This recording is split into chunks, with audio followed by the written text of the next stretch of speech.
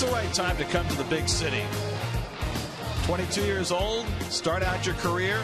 How about on your 22nd birthday? That would be the right time to come to the big city. Wilmer Flores, 22 today, and he makes his big league debut tonight. At Citi Field in New York, the New York Mets play the Colorado Rockies. Tuesday Night Baseball is presented by Citi. And a pleasant good evening, everybody, and welcome to Citi Field. Gary Cohen, Ron Darling, Keith Hernandez with you tonight as the Mets open a 3-game series against the Colorado Rockies. We've been hearing about Wilmer Flores since he was 16 years old. The Mets signed him in 2007 out of Venezuela. He's made his way up through the Mets farm system, and tonight, with David Wright out of the lineup, Wilmer Flores makes his major league debut in the starting lineup at third base. Well, everybody gets their break and their opportunity, and Wilmer Flores was having a terrific season down in Las Vegas in AAA, hitting .321 over 107 games with 15 home runs and 86 RBIs. Last year, he split A-ball and AA and hit 18 home runs. So this is a kid that has some pop. Doesn't run well. He's going to play third base. He's his big chance right here. Murph is going to stay at second. I'm looking forward to watching this young man play. I've heard a lot about him. We've only seen him in spring training. You go. Flores played mostly second base at Vegas this year, 4 games at third, but he played there most of last season. The corresponding move was to place Bobby Parnell on the disabled list. Bobby's had a bad neck. Today it was revealed he has a herniated disc. He had an epidural today. We're not sure how far this is going to go. Well, it's tough to hear. You know, that is a very difficult injury in a delicate spot for a pitcher. And it's going to be interesting to see what Terry Collins is going to do. You know, he tried Dave Artsma, and Dave probably wasn't up to snuff in his couple appearances in that role. There's a lot of guys out there that you kind of can mix and match. I think LaTroy Hawkins, the 40-year-old, is a guy that you got to really go to. He has the experience. He's saved games, and I think it makes it much easier in the rest of the bullpen if you have one guy who's saving games. And starting tonight for the Mets is Henry Mejia. This will be his 3rd start of the season. The results so far have been pretty good. I've been really impressed. Terry Collins has said the thing he's most impressed with Mejia, he came up to the big leagues this time with 4 pitches he can throw for strikes. His secondary pitches have been outstanding. And for Colorado, the Texas Tech product Chad Bettis makes just his 2nd major league start. His first start didn't go well. He gave up a couple of home runs to the hot Atlanta Braves and walked 5 in his 5 innings of work. So it's the Mets and the Rockies at Citi Field as Wilmer Flores makes his major league debut. Mets and Rockies, all the action coming your way tonight on SNY.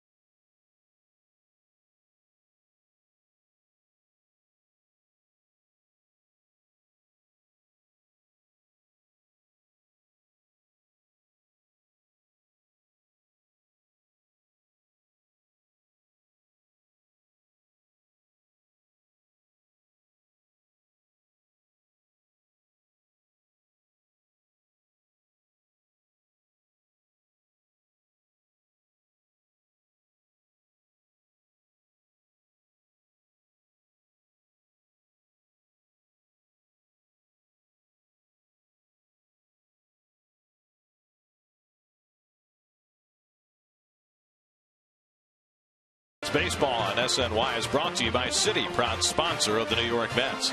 By your Tri-State Cadillac dealer. Visit CadillacTristate.com to search local offers and find a dealer near you. By 5-Hour Energy Shots. By Elysium from the director of District 9 in theaters August 9th. And by Brooklyn Burger, the premium steakhouse burger and the official burger of the New York Mets. Be a part of the inaugural Citi Field sleepover this Saturday. Watch the Mets road game against the Diamondbacks on the outfield grass with food and beverages and receive a game ticket to the September 28th Mets Brewers game. To sleep over at Citi Field, visit Mets.com/sleepover. Driver on the Majors presented by Cadillac. Alex Rios drove in 4. The White Sox pounded Andy Pettit. Some guy named A-Rod went 1 for 4, and the White Sox beat the Yankees 8-1, snapping a 10-game losing streak. The Dodgers have now won 15 straight road games, longest in the Major League since 1957, as they beat the Cardinals 3-2. And Justin Upton keeps the Braves rolling. His 8th-inning home run lifted them over the Nats 3-2. The Braves have now won 11 in a row and lead by 13.5 games in the National League East. Henry Mejia, first home start of the season. Successful in his 2 road outings. Now makes his 2013 Citi Field debut. His first pitch is coming right up.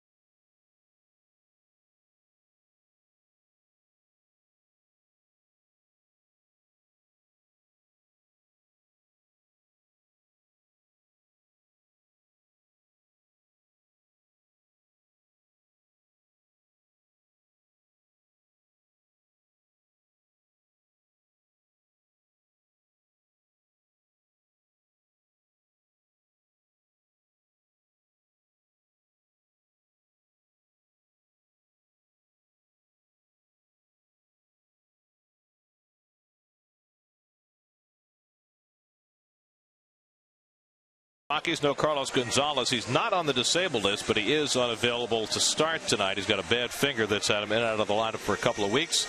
The Rockies have really fallen off offensively over the last month and a half after a solid start to their season. But Troy Tulowitzki loves to hit in this ballpark. What have I been most impressed at as you look at the Jaguar numbers for Henry Mejia?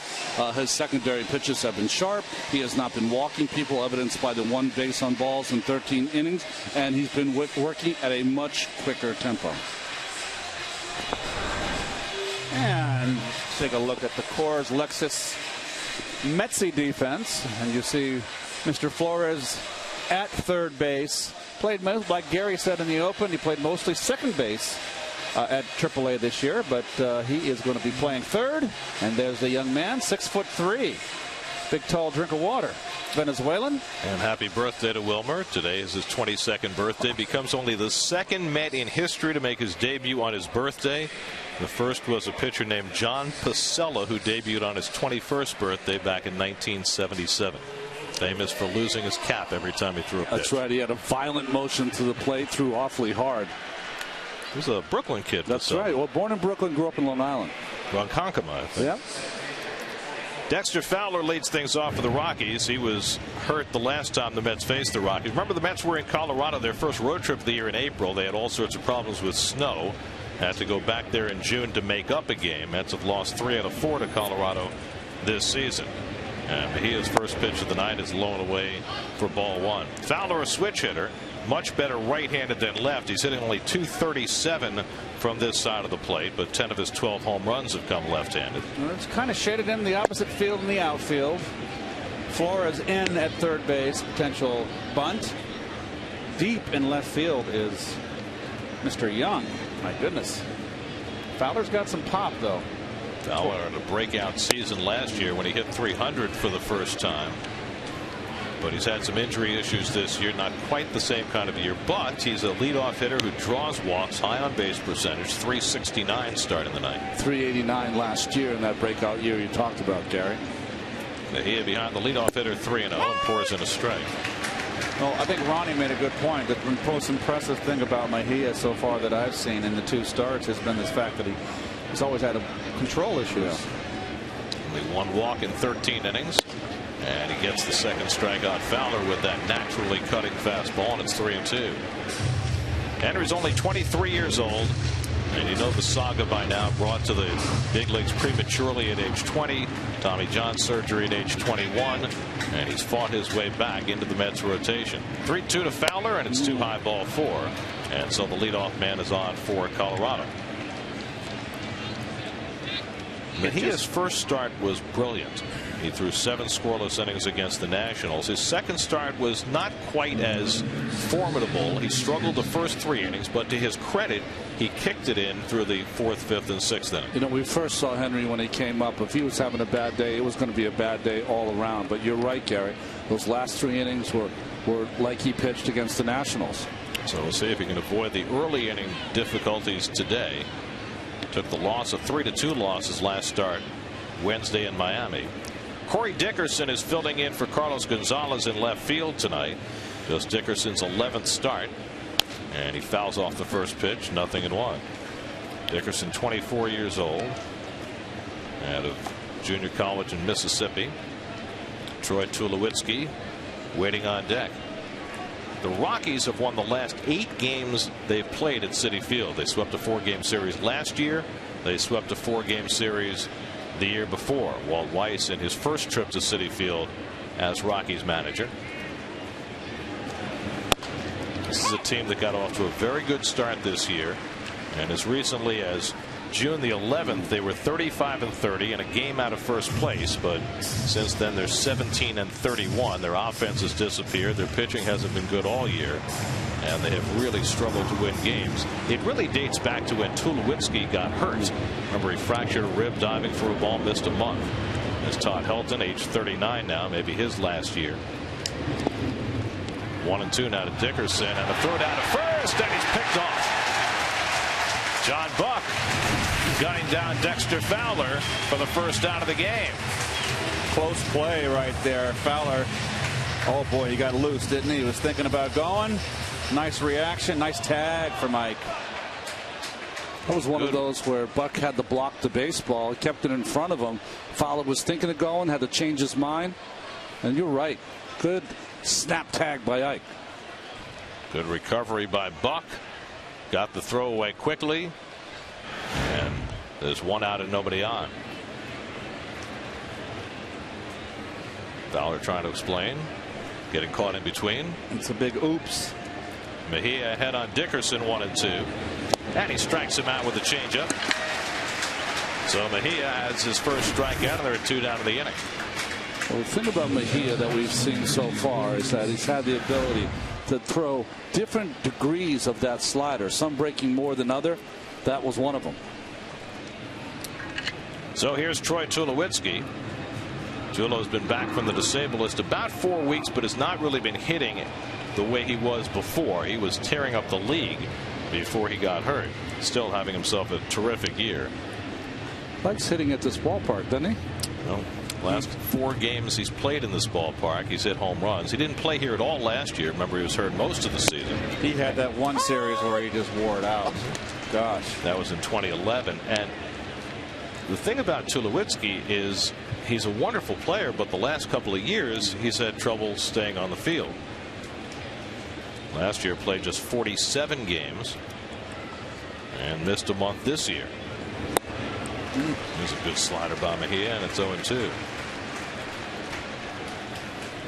Well, Tulowitzki here stands very upright and just a little toe tap. That's what a lot of guys do for their timing today. That was not taught in my day, but that seems to be the soup du jour in today's players. Whatever works.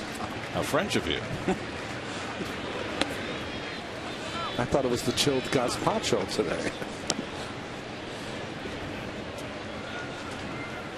Yeah, you see the numbers for Tulowitzki against the Mets, including those home runs in each of that 4-game series 2 years ago. 1-2 for Mejia, and he got it with a fastball, side retired. So after a leadoff walk, back-to-back strikeouts for Mejia to finish off the Rockies in the top of the first. Mets come to bat in the bottom of the first with no score at Citi Field.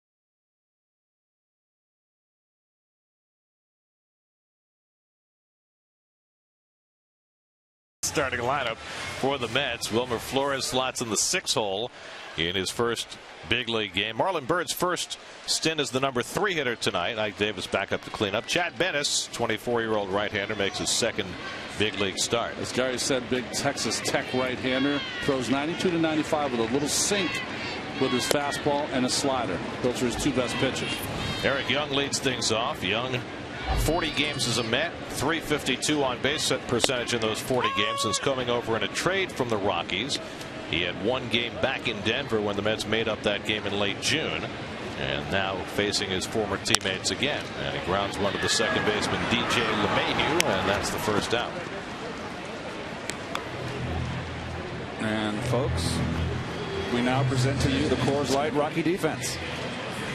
It's that 2-time Gold Glover short, Troy Tulowitzki, of course, and of course we cannot forget Mr. Helton over there at first base. This might be his last season. What a career he's had. 3 Gold Gloves at first base. There he is. Sounded like you were presenting the Metropolitan Opera. Texaco presents. Here's Daniel Murphy hitting second in the order. Murphy with 125 hits, that's 7th in the National League, and he takes outside from Bettis, ball 1. Murphy more comfortable in the number 2 slot, so it looks like Terry Collins is going to leave him there. I mean, with David Wright out, you might make the argument that Murphy is more adept as a number 3 hitter than anybody else the Mets have. I think so.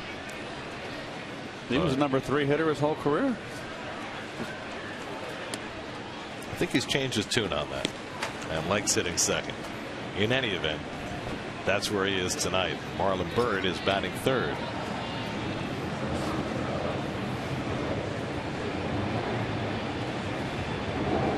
Chad Bettis was not supposed to start for Colorado tonight. It was supposed to be Tyler Chatwood, who pitched against the Mets in Colorado in that makeup game. But Chatwood has a bit of a hamstring injury, and so they moved Bettis up a day. He's pitching on 3 days rest. And Murphy takes one the other way for a base hit. Charged by Dickerson in left field, and Murphy will stop at first with a 1-out single. Well, Murph goes the other way naturally. Sinker falls off the plate on the end of the bat. He might have broke the bat, but Murph stays right on it. Interesting that the Murphy, who never bunts, ever will bunt, won't bunt tomorrow or the next day. The third baseman plays even with the bag. Good scouting reports. Good point, Ronnie. Well, here's Marlon Byrd. Last time Marlon hit 3rd in a game, it was 2 years ago in 2011. And he lines one foul.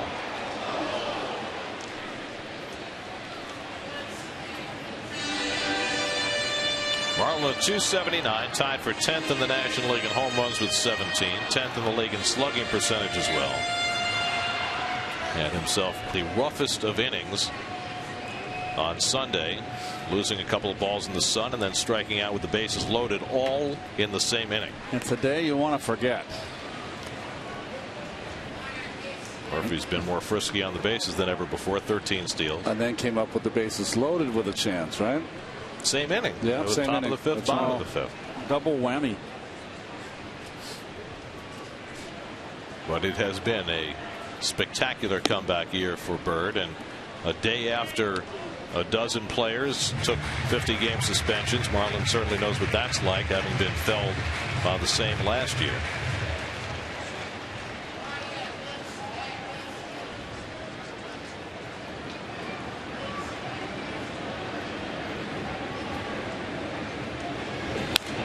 You're going to get fastballs from Bettis.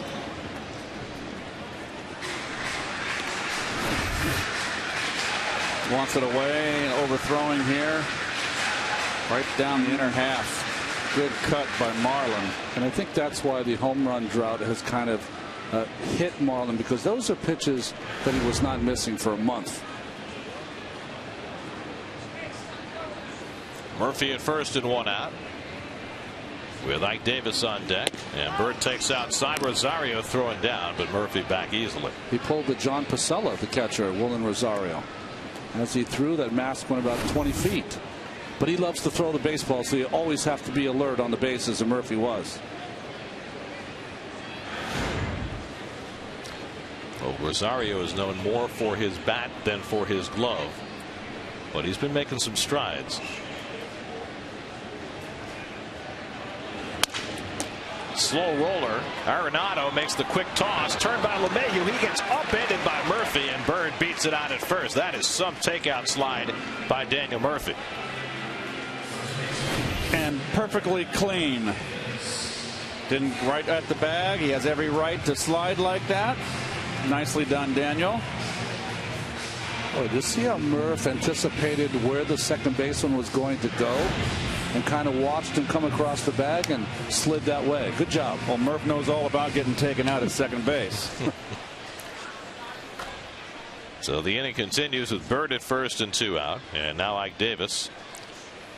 It's been an interesting juxtaposition for Ike since he got back from the minor leagues, and he's been back about a month now.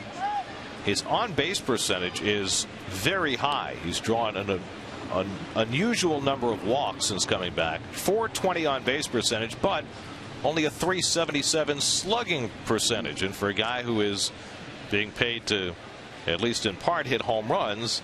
It's an interesting contrast. It is, but it's better than what you're having before, which was the strikeouts and the swinging of pitches out of the zone. You're hoping that the better eye will produce at some point the ability to square it up. I still think that he's under pitches and missing pitches that he knows. knows he should hit. And that's why he's walking more, because they do pitch him carefully. They're very much aware that he hit 32 home runs last year. And you just can't go up there and say, okay, you're hitting 188. Here, just here, hit it. He's still a dangerous hitter up there. Ground ball over third. That's a base hit for Davis. Bird will go first to third. Played off the sidewall by Dickerson. Davis goes to second with a double, and the Mets have runners at second and third as that ball hits Marlin coming in. Where's Tulowitzki on this? Tulowitzki didn't even go down the line to be relayed. This is a ball in the corner. It's 2 balls off the end of the bat. Watch the contact. Murphy, now Ike. So they know he's a sinker ball pitcher and pitches away. Now look at Tulowitzki right here. He's got to come over here and be the relay. He didn't move. It's an automatic double. The ball was thrown in and hit Bird, and he could have scored if it had carried him the wrong way. See where Tulo is on this play. Right here. Doesn't move. What are you doing? It's an automatic double. Get your butt over there in the shallow left center field. Left field, down the line. Watch the ball hit Bird. I mean, that's just sloppy. So 2 in scoring position with 2 out for Lagares. 9th double of the year for Davis. And Lagares takes one low and away, and Rosario does well to knock it down. I know Lagares doesn't walk a lot, but you're not going to swing at this first pitch breaking ball. Not even close. Supposed to be inside, outside. Nice jump by Rosario. Lagares hitting 5th in the order for the first time. Batting at .266. See what he's done with 2 outs and runners in scoring position. He just gets a piece of the fastball, 1-1.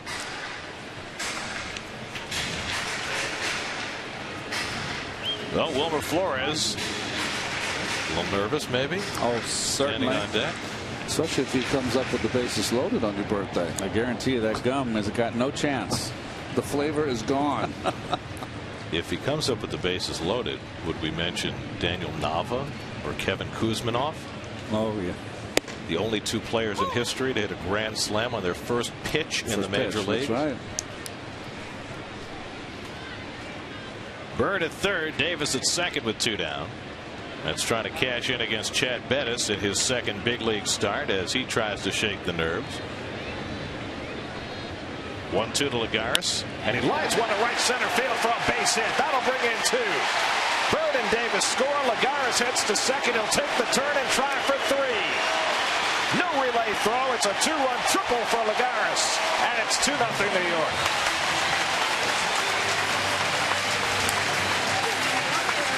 That's the 3rd time in the last couple of weeks that we've seen Lagares take a triple to the gap in right center with runners in scoring position. Flat slider goes right with it into the gap, and we've seen him use the opposite field, and these are automatic. Second and third here.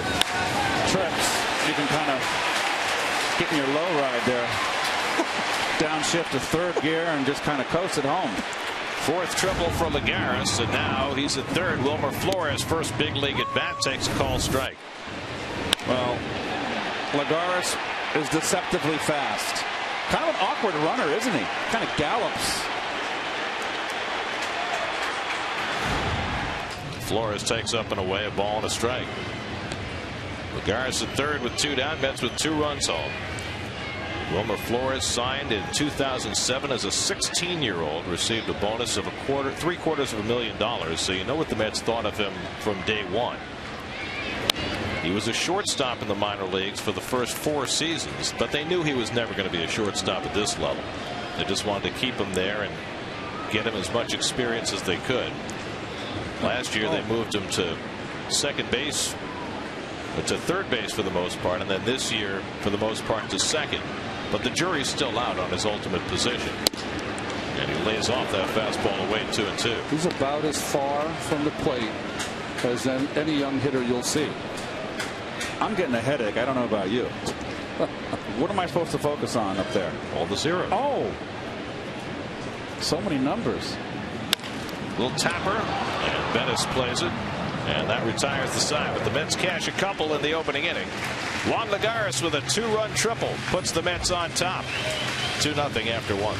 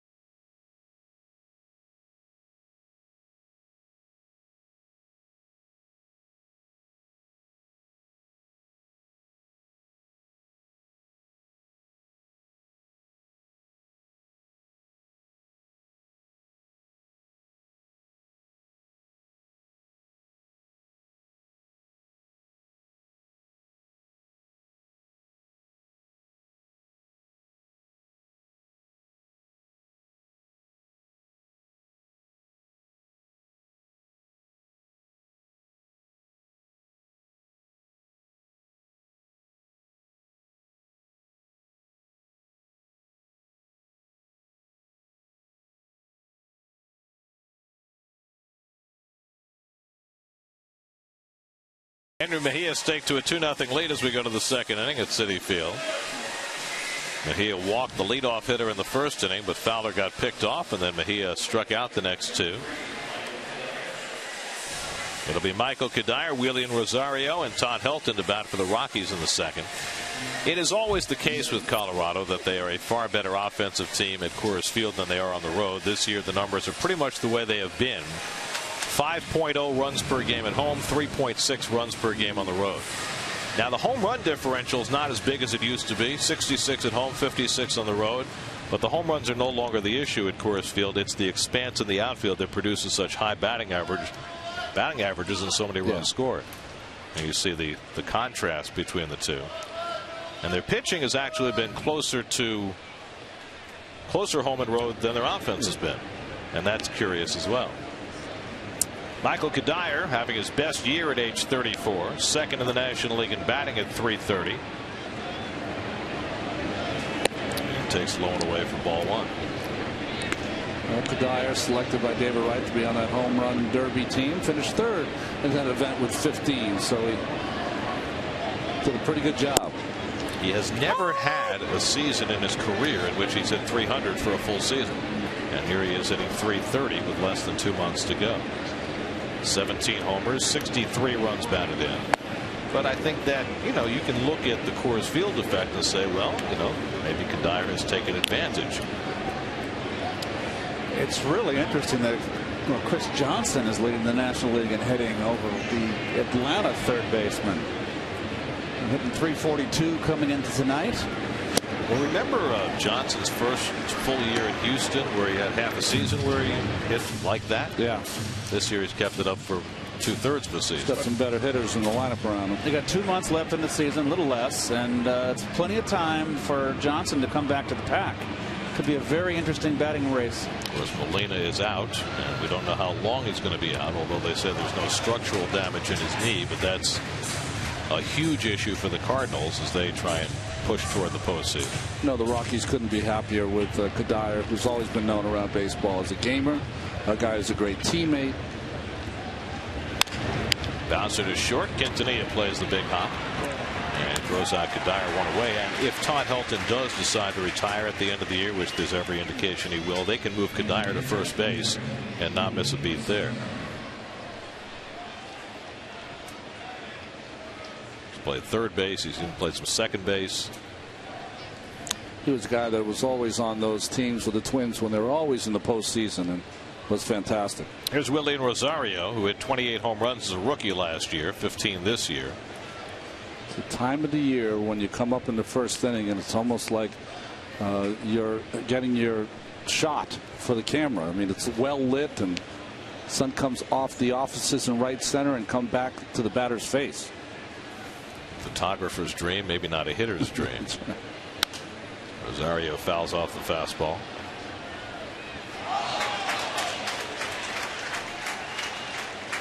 Rockies opened up an academy down in the Dominican Republic, as you see the great Todd Helton on deck yesterday, and a lot of the Rockies players went down with the owner for the Colorado Rockies, and Willie Rosario was one of them. Boca Chica, I think, is where they opened it up.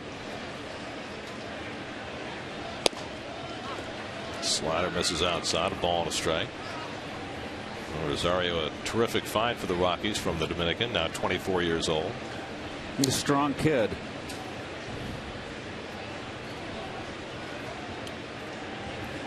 Yeah, Mejia gets the curveball in for a strike, and it's 1-2. I like what I see from Henry. Henry. Stay in the French mode. I thought you were going to Barcelona. You're being quite the Francophile tonight. I don't mean John. Here's the 1-2, and a bouncer foul. Mejia pitching tonight. Matt Harvey goes tomorrow. Dylan G on Thursday. The Mets scaled back from a 6 to a 5-man rotation with Carlos Torres going back to the bullpen. That's the fallout from Bobby Parnell being unavailable, and Parnell now on the disabled list. But the Mets are going to go right back to a 6-man rotation. John Neese made what should have been his last rehab start tonight for Binghamton through 80 pitches in 5 innings. 2 runs, 4 hits, 3 walks, 6 strikeouts. But the plan is for right now to slot Neese in on Sunday, the last game of the series in Arizona, and have him rejoin the rotation after missing time with a shoulder problem. And it will certainly be a big boon for the Mets rotation to get Neese back in there. Well, not only to get him back in there because he's one of your best pitchers, but the left-handed is not going to help the mix right in between all those powerful right-handers.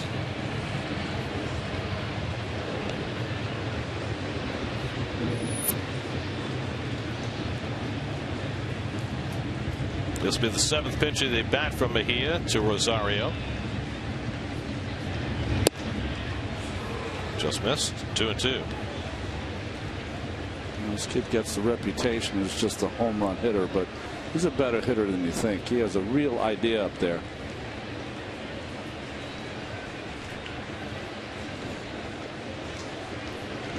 And he goes down on strikes. 3rd strikeout for Mejia.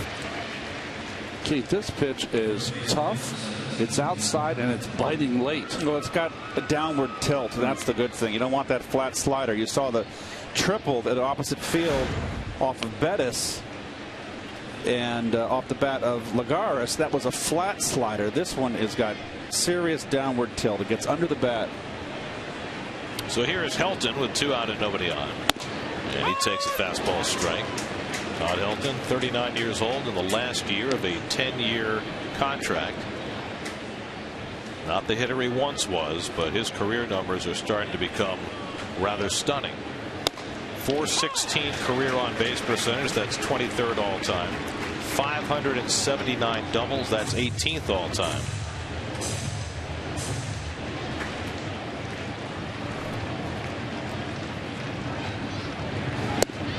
And Mejia misses away. A ball and 2 strikes.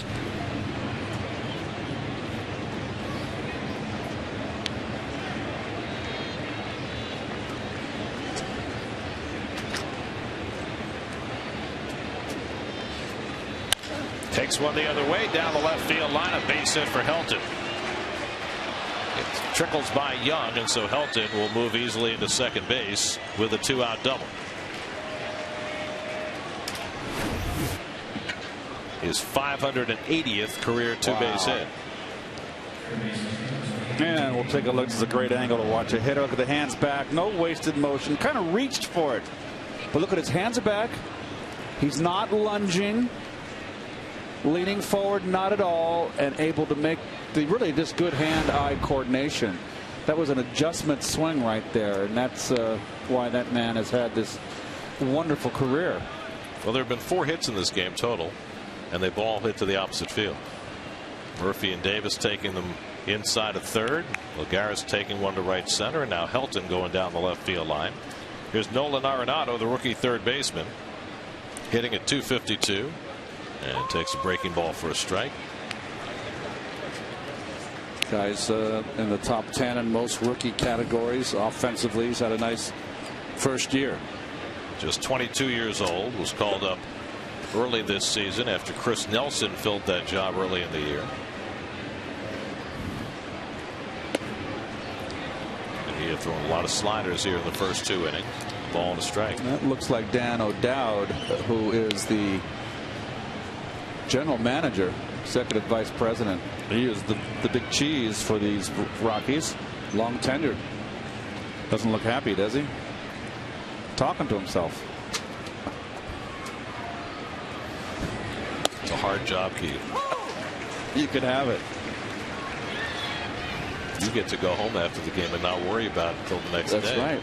And the Mets general manager, Sandy Alderson's got some very interesting decisions to make in the offseason. It's going to be, I'll be watching very carefully. I honestly think he's got some important decisions to make before the end of this year. Yes. Little looper the other way. That'll go foul, but there's Davis. Can't quite get to it. Just beyond his reach as that ball kept moving away from him. Thought he got there and just out of his reach.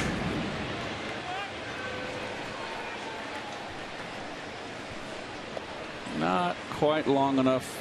Arms or glove. Good effort. And I said what I said a moment ago in terms of how the Mets are going to look at themselves over the last 7 weeks of the season. You've got Flores here. Yeah. You've got Lagares playing every day.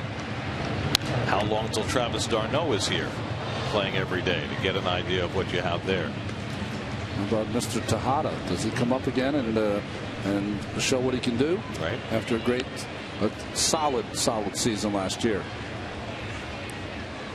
Well, you want to make sure that d'Arnaud's physically builds up his stamina.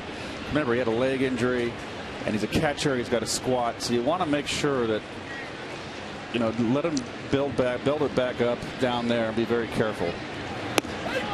Strike 3 called. Arenado down looking, but he with 4 strikeouts through the first 2 innings. Middle of the second at Citi Field, 2-0 New York.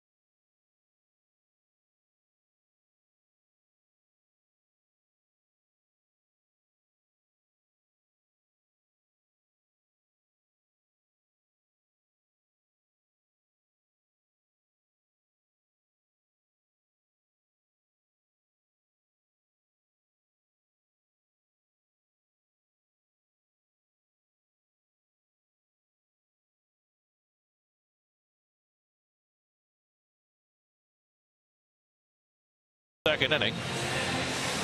The baby watch is still going. Wow. John's wife is now 4 days overdue. Anytime now. No pressure. Come on, Gary.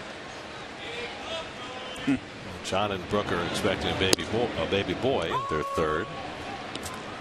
They have 5-year-old twins and waiting for the next member of the family to arrive. Ball and a strike to John, who's 4 for his last 32, hitting a .216 for the year. Omar Quintanilla on deck, and then Henry Mejia for the Mets in the second.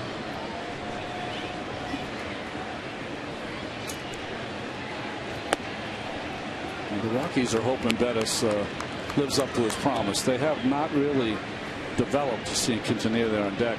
Very many college pitchers. Jeff Francis was one of them. Jason Jennings. Bettis was a second-round pick out of Texas Tech in 2010, but then he missed all of last year and another 2 months this year because of shoulder problems. So well, he had a career year in 2011 in Modesto. He pitched almost 170 innings. He struck out 184. I think his record was 12-5, but really pushed that summer, and it cost him in the next year. I shouldn't say cost him. It just,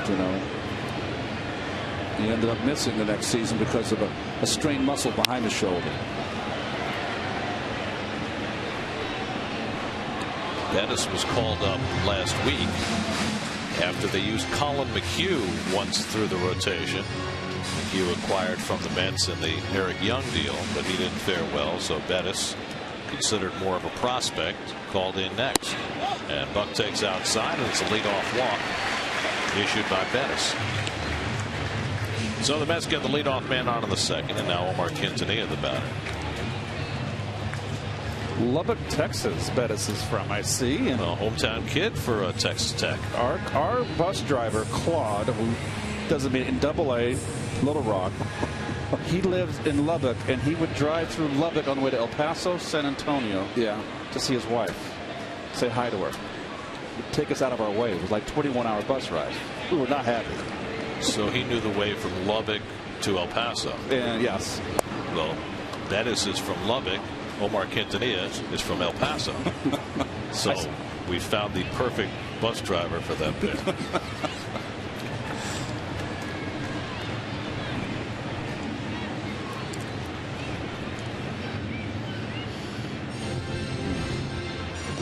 The thing about Bettis when you watch him throw is that there's a couple of things that mechanically he could get a little better at, tighten up.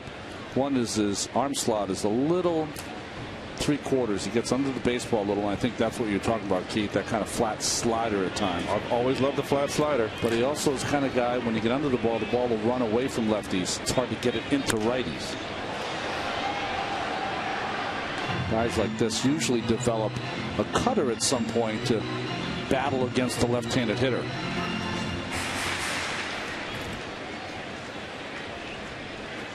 Bettis made 12 starts in Double-A this year before he was called up. He's known as a strike thrower, but in his first big league start he walked 5 in 5 innings and then just walked the leadoff hitter here in the second. 4 of the walks he issued of the 5 were to left-hand hitters.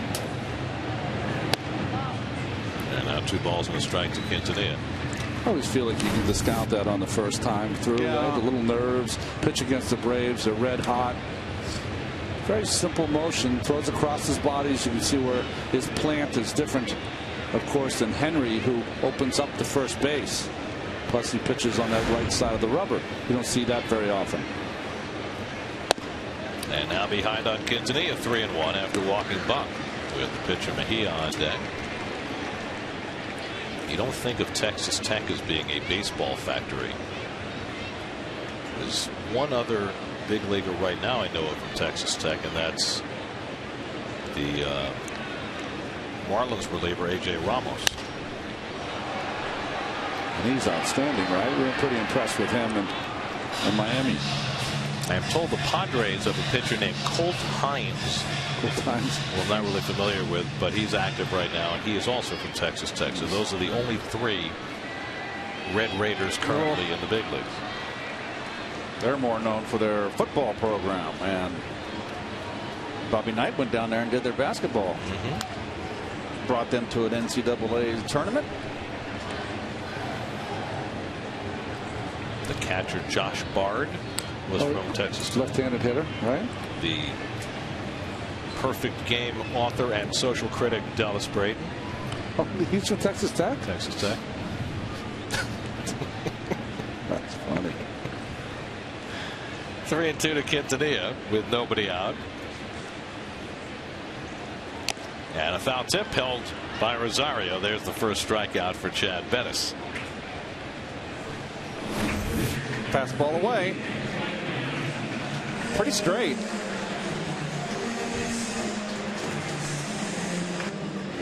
Swung right under it. A little tardy, too. So 1 out and 1 on. Now Mejia, who's 0 for 5, will look for his first sacrifice bunt of the season.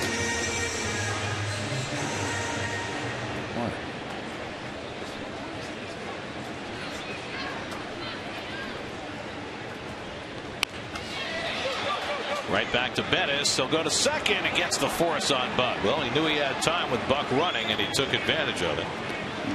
Well, you can see Bettis is an athlete here, Ronnie. The catcher's yelling 2-2-2, but he just turns real quick. Doesn't rush it.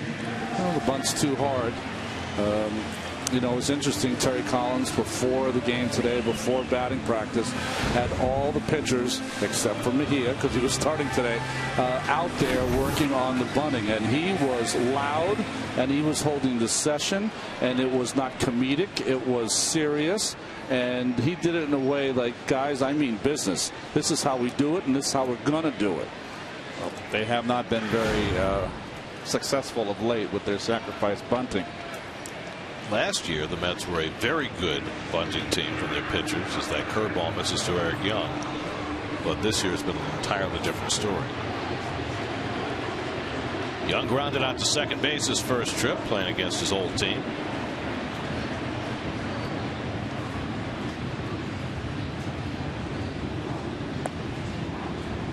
I mean, in your experience, Ronnie, is bunting for pitchers more about technique, or is it more about the will to get it done? Yeah, you have to have technique. I mean, that's with anything you do. But after that, it's the willingness and ability to stick your nose in there. And there's two things you want to concentrate on. Get the bunt down early. They'll defend it less when you bunt early. Second, you'll get less breaking pitches early. And the other one is the willingness to put your nose in there and say, you know what, I got to get this down. Bettis throws out Young, side retired, leadoff walk, but the Mets unable to convert. Mets with a 2-0 lead after 2.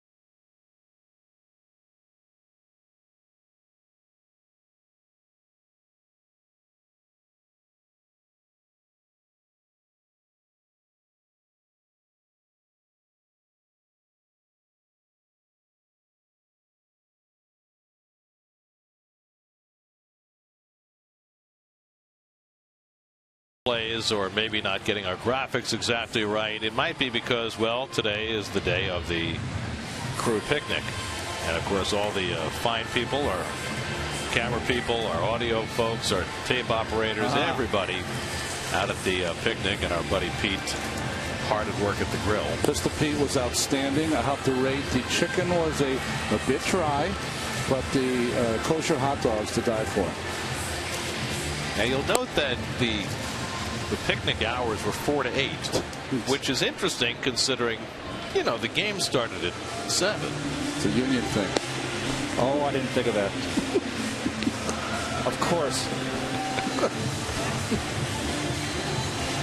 But anyway, that was the camera crew, folks. That's Bill Webb's finest. Give you all the great shots and the great guys. And the A-team. Here's your Mets upcoming schedule. You can listen to all Mets games on Sports Radio 66 and Sports Radio 101.9 FM WFAN. Rockies are here tomorrow night and then Thursday for the early day game, and then the Mets head west. 11 games on the road trip, 3 in Arizona, 3 at Dodger Stadium against the incredibly hot Dodgers, 4 in San Diego, and then the not pictured there 1 makeup game in Minnesota on Monday the 19th. That road trip rises to a crescendo and Minnie reaches its peak in Minneapolis. I get to see my middle daughter in San Diego, Melissa. I was looking at That's the rotation. right. I was hoping that by the time the Mets get to Minnesota, they get to face Mr. Pelfrey. That would be fun. Whose ERA is over 5. He's pitched better, though. He had a little elbow thing. Not elbow thing, but a little problem there. On DL, came back, pitched better. I mean, Ronnie, if you just look at the calendar, it looks as though he tried to come back a little too fast from Tommy John surgery. Well, you know, the hard thing is that, you know, his problem was DJ LeMahieu leading off takes a strike. Trying to win a job. Right. You know what I mean? He didn't have a job over there, so he's trying to win a spot. And maybe he did come back quicker, but, you know, it's how it goes when this is your job and you're trying to win a spot. Well, it's an interesting issue that you raise, because it's something that if they want to continue their careers, Johan Santana and Sean Markham are both going to have to deal with this coming off season. That's right. Coming off injuries without a contract. Mayhew takes up an in 2-1. The pitcher Chad Bettis on deck, then Dexter Fowler against Mejia, who's given up a walk and a hit. He has struck out 4 over the first 2 innings. And LeMahieu takes a strike.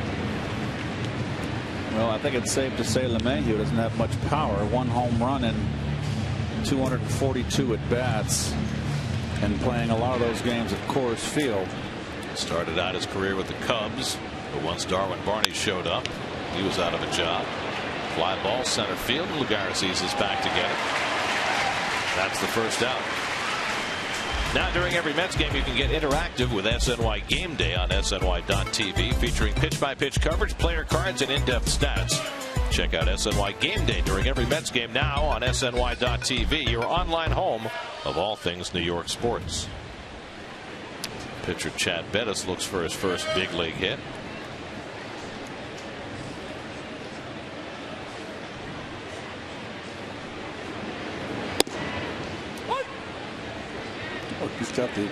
He's got the leg pad and the second start, 2 at bats. He's got the protective leg pad on his leg.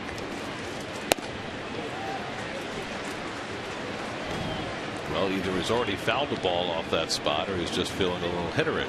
That's a fine. I'm sorry. And Mejia makes quick work of Bettis. 3 pitches and he's gone. That's 5 strikeouts, first time through the batting order for Henry Mejia, who's never had more than 7 strikeouts in a big league game. So 2 out and nobody on. Now Dexter Fowler, who walked to lead off the game and then was promptly picked off first base when he got caught in between on a ball in the dirt, and John Buck picked him off.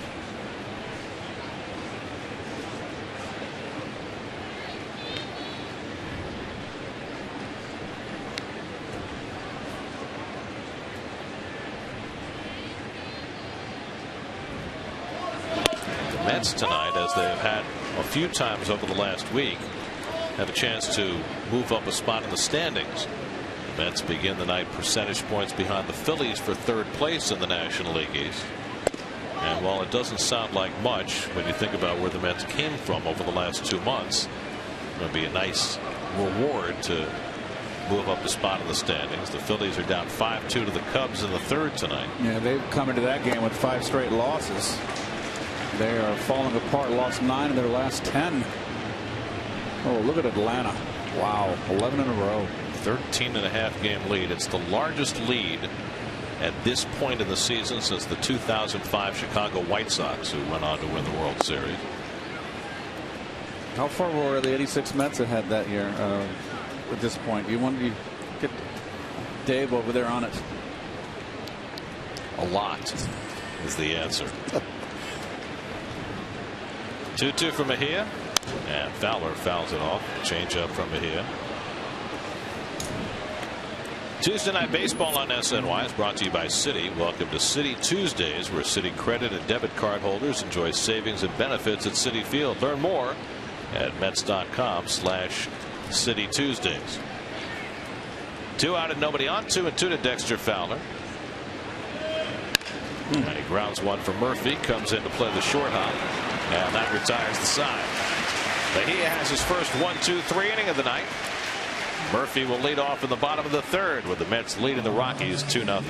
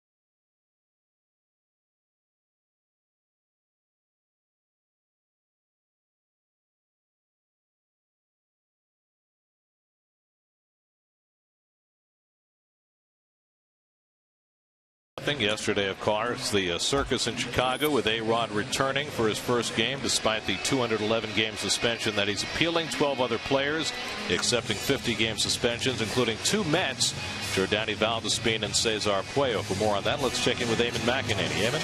Well, thanks, Gary. Obviously, those suspensions, a popular topic of conversation here at Citi Field before the game. You mentioned the suspension for Jordany Valdespin. Terry Collins was asked about that, and he sort of reacted more like an upset parent than an angry manager, saying, you know, this is just another step for Jordany to overcome and give him some time to reflect and mature. He said maybe he can become more like just a baseball player, not worrying about being a superstar. Also went into the clubhouse to talk to Daniel Murphy about the subject since he's the Mets player rep, and he got the feeling, I asked him the difference between the players' attitude towards PEDs now as opposed to a few years in the past, and he said he thinks the players are on board, that they now want a clean game, and he looks at these suspensions as something that's going to unite the players in this, you know, sort of fight against PEDs so that everyone is playing a clean game. And you know, Gary, Ike Davis echoed those same sentiments. He thought the message for yesterday's suspensions to the clean players was that they were severe enough that while everyone knows that, you know what, no matter what you do in life, there are going to be guys who want to look for the easy way out and cut corners. He thought the suspensions yesterday were deterrence enough that they will scare players into playing clean and maybe reluctantly, or think twice about taking PEDs. So both Ike Davis and Daniel Murphy thought it was a positive step, yesterday's suspensions. Well, there are so many pieces to this, not the least of which is from a Mets perspective, as Murphy grounds one for LeMahieu, and that's the first out. We knew all along that Cesar Puello was on the biogenesis list, and we did not know until yesterday that Jordani Valdespin was, so that came as something of a surprise. But there's another piece, and Heyman brought it up. There have been some players around baseball who have called for even stiffer penalties, saying that a 50-game first-time suspension is not enough to be a deterrent, that it's still encouraging players, or at least allowing them the leeway to think, hey, if I get caught once 50 games, it's not the end of my career. You've had players say it should be 100 games first offense. Some say it should be a lifetime ban first offense, as Marlon Byrd is up with one out. And then you get the whole piece about Major League Baseball coming down with this 211-game suspension against A-Rod, and you wonder, where did they get that number from, and is that something akin to a lifetime suspension that Major League Baseball is trying out on him? So where should this be right now in terms of what's legitimate and what's fair for the players who get caught? Well, it's a serious offense, Gary, in my opinion. I've been very vocal about my feeling on steroids, and I'm in the camp where I think 50 is not enough for a first offense. I think it should be severe. And another thing, too, what you do to your teammates. You got a team now that you're playing with, the other 24 players, and you're all of a sudden absent from playing. I think 75, up it a little bit. That's half a season, 81 games, half a year. And if it happens in August, it carries over to the next season.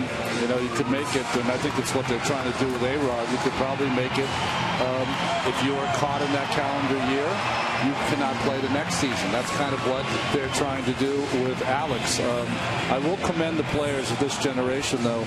I played with players of a generation that looked the other way and didn't say anything. And, you know, since I was a young kid, and I know we got 2 outs here, I'm not going to be able to get into it, but when I was a young kid, I grew up going to gyms where there are people doing steroids, because remember, in those days, everyone was in the same gym. The muscle heads that were using steroids, young kids like me who were trying to get a little stronger, so they were all together, and you saw them all the time, and you kind of made fun of them. You know, those guys, they're all going to be bulky and not athletic like I am. Well, it's changed, of course. They've gotten it to a point where not only do they get stronger, but also they get more athletic. They're more on point, this, that, whatever. But I think that for me, that would be maybe the penalty. I'm with you, Keith. I think the penalty should be stiffer. 2 reasons. One is that'll make you think twice about doing it, because you could lose your career. It could be gone in an instant. And 2, the money factor is where you hit anyone who's making the kind of money the players are making today. And I don't know, one quick one here. I don't think it should be 3 strikes and you're out. I think a second offender should be suspended for life. That's my feeling.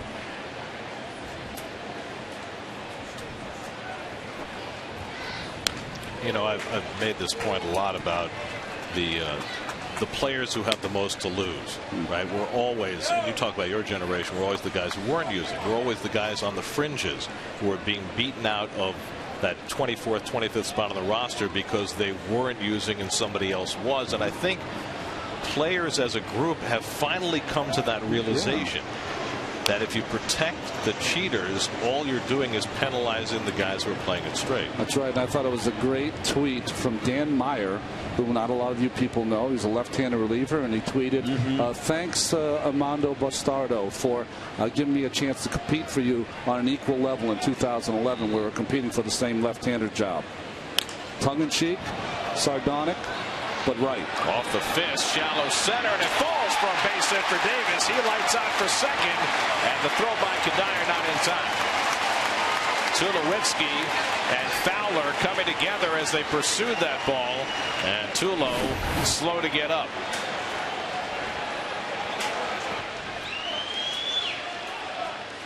Well, no one called for it. Oh, it's his knee I think he got kind of whiplash there.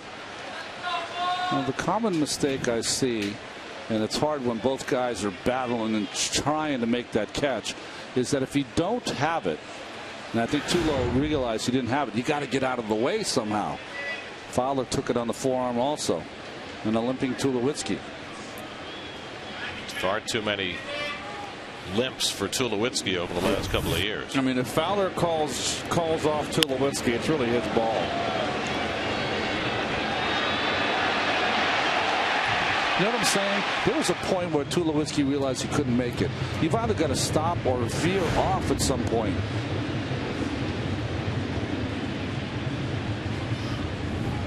You know, sometimes you have those balls that are right between the infielder and outfielder, and no one can really call it because no one really has it. Right.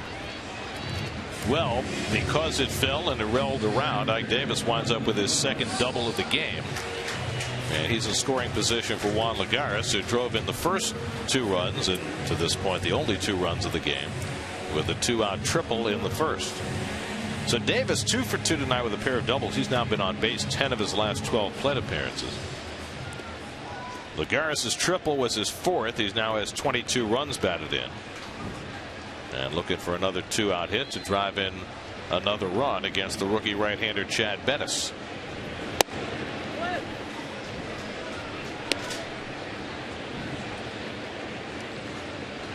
Of course, most of the media attention in the light of yesterday's events was paid to Alex Rodriguez, and I guess rightfully so, just because of the absurdity of the fact that he was making his season debut the same day that the suspension came down, which was total coincidence.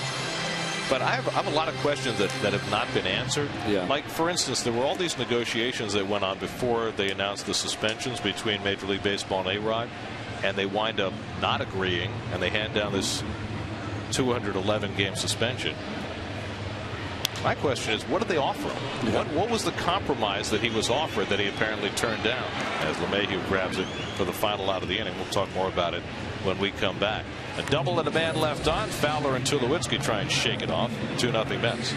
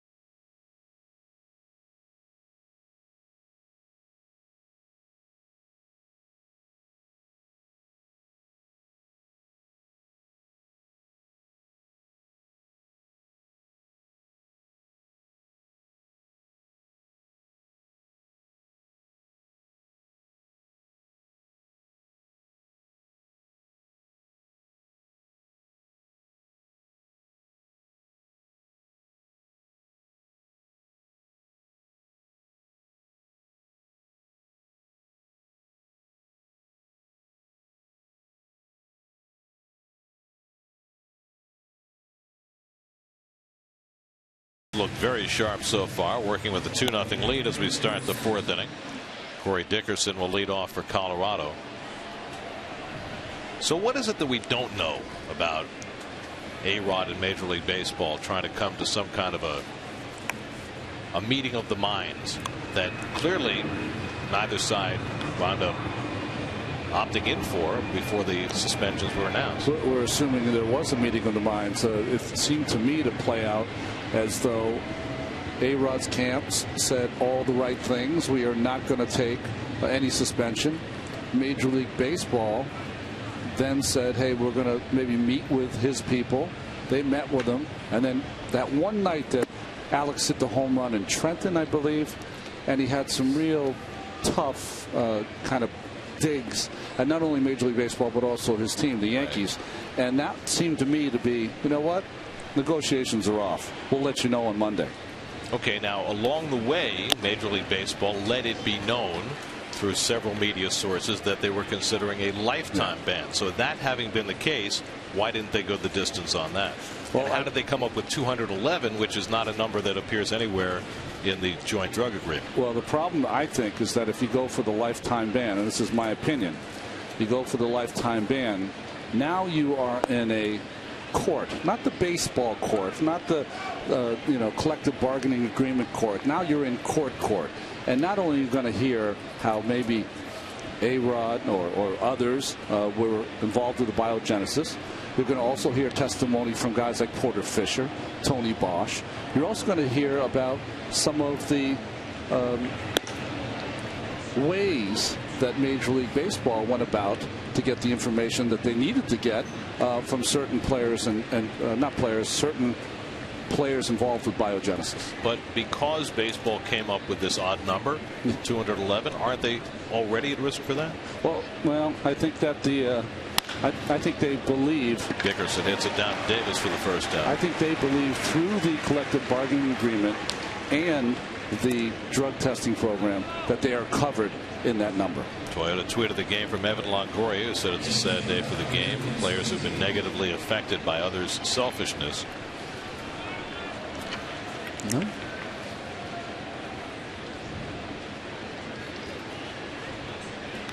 And I think that goes to what we were talking about before the break, that the tide has turned as far as the players' attitude were concerned. And part of that has to do with union leadership. And I think that, in your era, I think, Don Fair was running the union, obviously felt as though he had the players' best interests at heart, but looked at it more as a privacy issue rather than a fairness issue. Absolutely. That testing players invaded their privacy as opposed to protecting the fairness of the players who weren't using. Well, it was also a negotiable part of the CBA, so that was an important part of it, where if you want this, we need that. And I think for the players, and I'm telling you, my generation looked the other way, and I think that we were awful for it. I think that's great that the players have come aboard where they're going to ostracize those people that are cheating. As far as the fans are concerned, I don't know if the fans are that crazy or there's any hysteria out there for them with this. They're tired of it, I believe. Yeah. Well, I think it depends on the fan. I think there are some fans who feel, you know what, you want to do whatever you want, do whatever you want.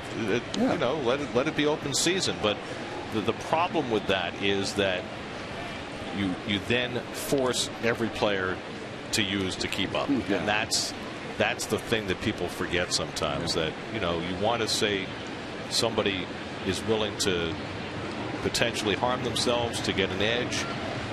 That's fine, but now you've taken away any incentive for any player to stay clean. They have to keep going like an arms race. I don't think it's getting an edge, Gary. There's just so much money in this game. It's greed. Yeah.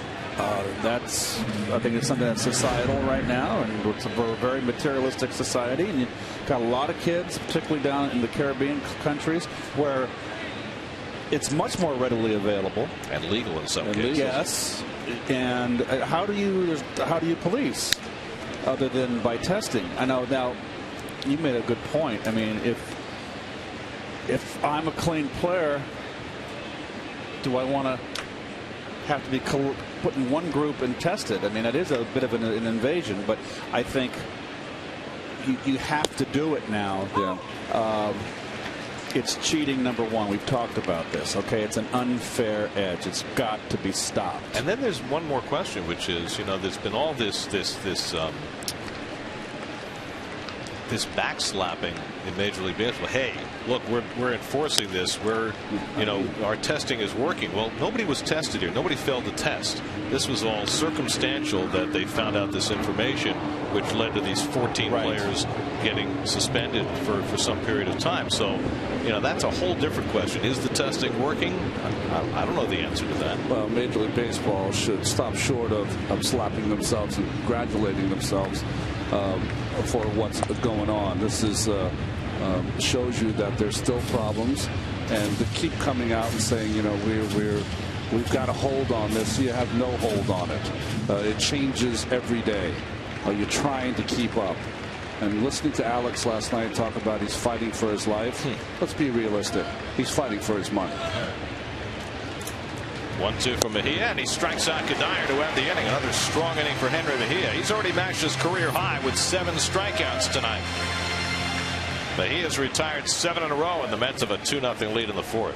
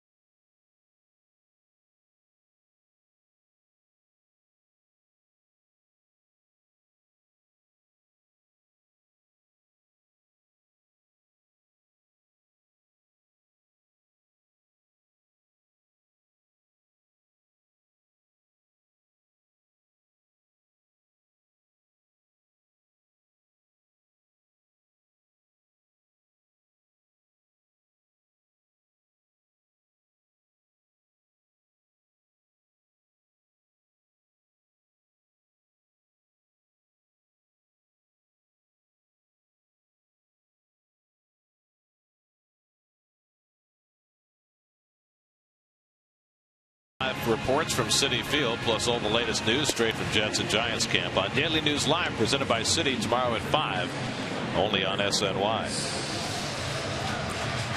That's got 2 runs off Chad Bettis in the first inning. Those runs have stood up to this point. Wilmer Flores will get his second big league at bat as we start the bottom of the 4th. Flores at a comebacker to Bettis, his first time up.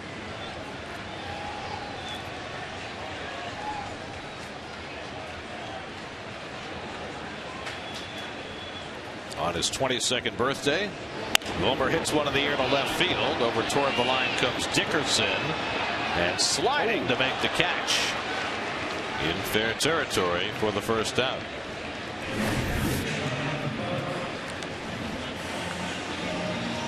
Slid too far. It's not a lot of room on that foul line there. When you're a visiting player and you're not real familiar, you know you're near that track. He almost dropped it.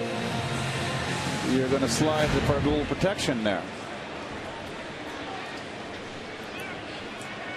So 1 out and nobody on. Flores now 0 for 2. And here's John Buck, who drew a walk his first time up. 95 from Bettis to get ahead 0-1. 4:25. Time to go. I'll be right back. It's tomorrow night, right? I'll be right back. Got to be in it to win it. If you win, you got to finish the season. Okay. He's got a contract. Is that an open door policy, by the way? I don't know.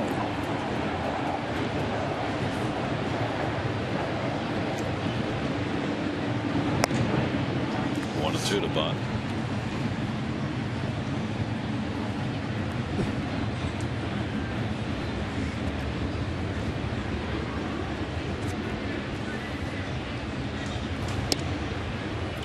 and skips away from Rosario 2-2.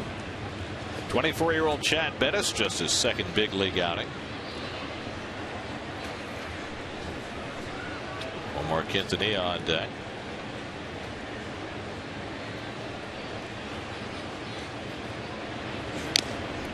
Well, the Braves are trying to create more space in the National League East. They beat the Nats last night. Tonight, Bryce Harper put the Nationals up early with a home run off Julio Teheran, but ho-hum. 2-run single for Evan Gattis. Braves 2, Nationals 1. They're in the 5th. Teheran's throwing the ball fantastic. To shortstop, Tulowitzki on the backhand. 2 out.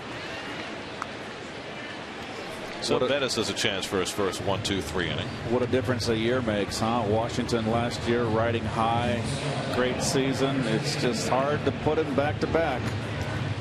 98 wins last year, and virtually everybody picking them to go to the World Series this year, and they're 4 games under 500 on the 6th of August. I'm one of those. Guilty too. I'm guilty. Quintanilla struck out his first time, and he takes a curveball for a strike. It hasn't affected the general manager. Just gave him an extension on his contract. So who's going to manage the team next year? Yeah, true, really. I mean, it's hard not to look at Davey as being a big part of their success last year. So who steps into that dynamic with all those star players? And maybe just as good a question, if they don't make a move toward the postseason this year, how many other changes would they seek to make? I mean, Strasburg and Harper, Worth, they're not going anywhere. Zimmerman, they're all there for the long haul. 3-1 to Quintanilla. It's a big series up in Cleveland, Gary. How about those Indians? They're 12 over 500. They're 4 behind the Tigers. Verlander and Masterson. Terrible loss last night, though. Yeah. Ground ball toward the middle of the diamond. LeMahieu on the backhand makes the running toss to get him. Side retired. Last night, Alex Avila 3-run homer in the 9th after the Indians led 2-0. And the Tigers won their 9th in a row. Here, the Mets up 2-0 as we go to the 5th.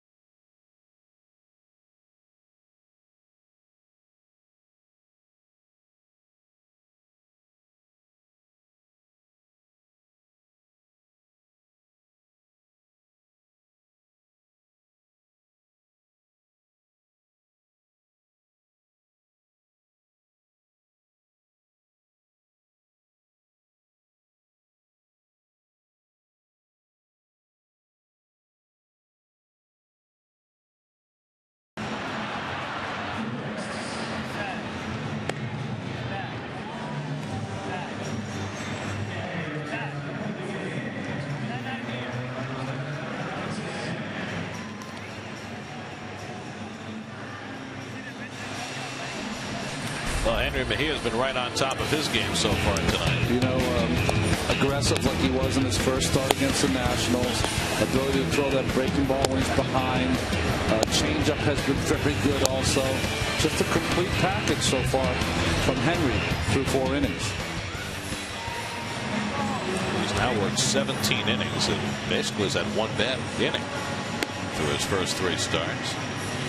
Your City probables for the remainder of the series. Matt Harvey goes tomorrow night against Jhoulys Chacin, who will also move up a day with Tyler Chatwood injured. Dylan G goes in the day game Thursday against a starter to be determined. You know, I have to give a shout out. Yesterday I had my fundraiser golf tournament. Dylan G and Tim Tuffle were there. Dylan couldn't have been nicer. He stayed late, but he ended up in third place with State Farm Pat Cauley's group. And Tim Tuffle won the whole thing. He was the best golfer out there with the best group. So thanks to both of those guys for coming. They were outstanding. And raised money for type 1 diabetes. Yeah, my youngest son Jordan is a type 1 diabetic. So it was just a great day all around. And as you guys know, a perfect day. Here's Timmy. Was he sandbagging on his? Rosario hits one up the middle. First pitch of the 5th inning. Was he sandbagging on his own handicap? He is a very honest person. He was not sandbagging. I don't know if you've ever seen Tough play. He is a real deal golfer.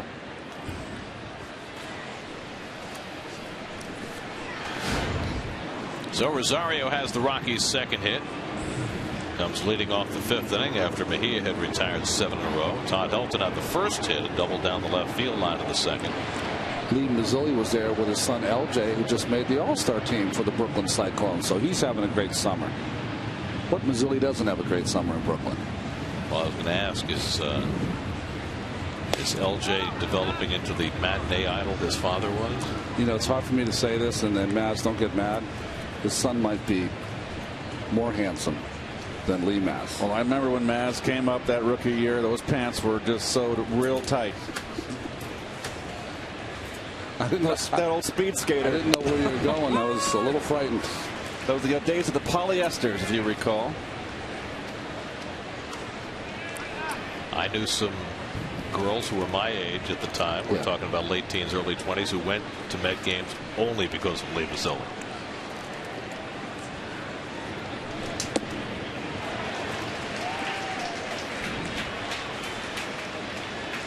We mentioned Todd Helton with his 580th double his last time up. By far the most among active players. 18th on the all-time doubles list. Tris Speaker is in the 700s, I believe.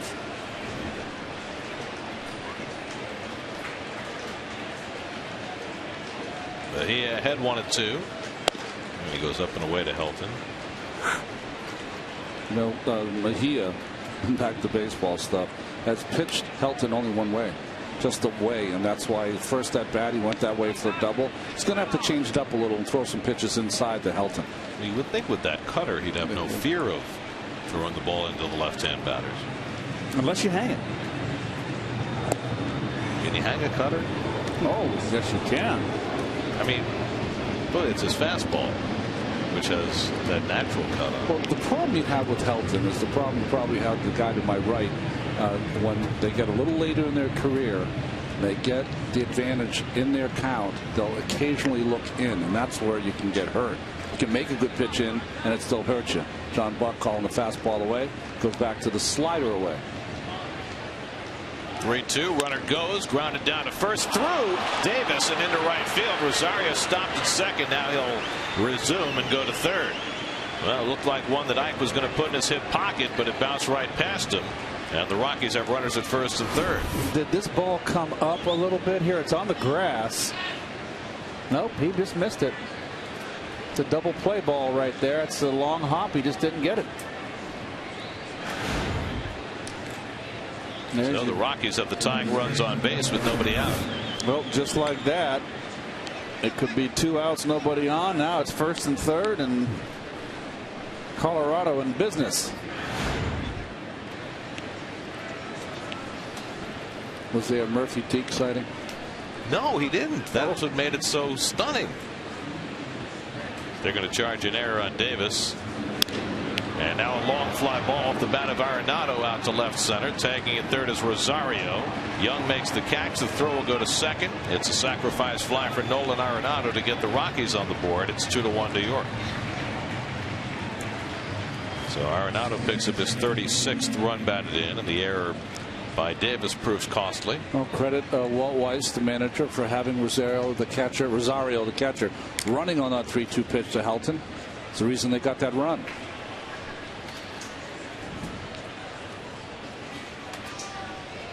So now 1 out and 1 out, and the number 8 hitter DJ LeMahieu, who flied out to center his first time.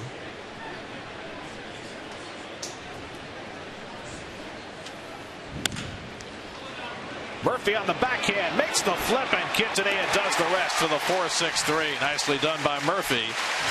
On a ball hit sharply to his right, goes down in the dirt to get it, and the Mets turn the 4-6-3. Rockies get an unearned run halfway through at Citi Field, 2-1 New York.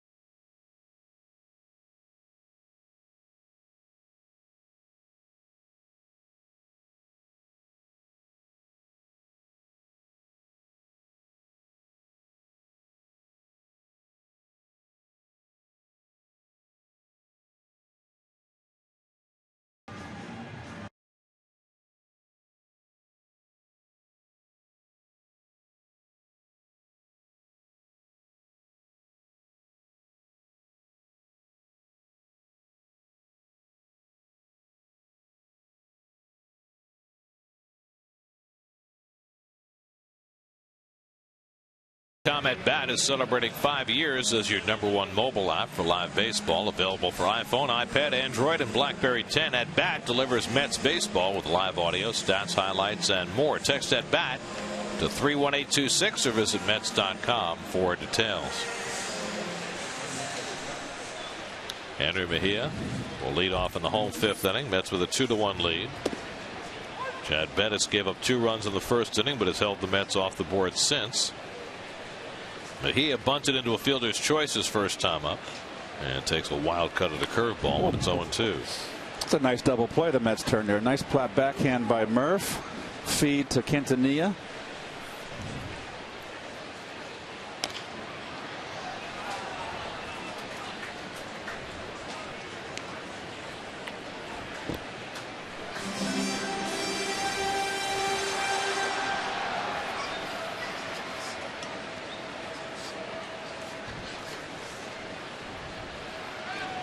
Not a bad crowd tonight at all. Nice.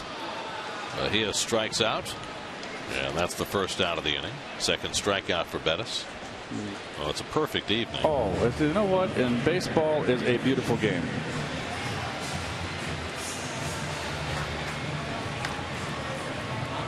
And then, of course, the folks also heard you talking about the meatball sandwich, so that might have drawn a few more people into the building.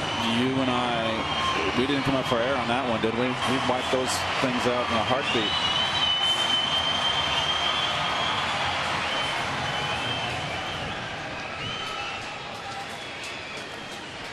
Here's Eric Young, who's 0 for 2, grounded to second and hit a comebacker.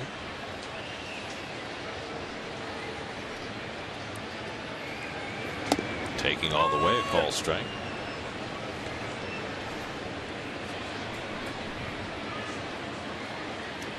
So things get a little testy in Washington, I understand. Bryce Harper hit a home run earlier in the game. Next time up, got hit by a pitch by Julio Teheran, and bench is briefly cleared. Really? Well, you got a team Washington that This is, well, I wouldn't say it's a big series. Every series is a big series for them, but you're having a team 13.5 games in front of where you think you should be. There's a little testiness with anything.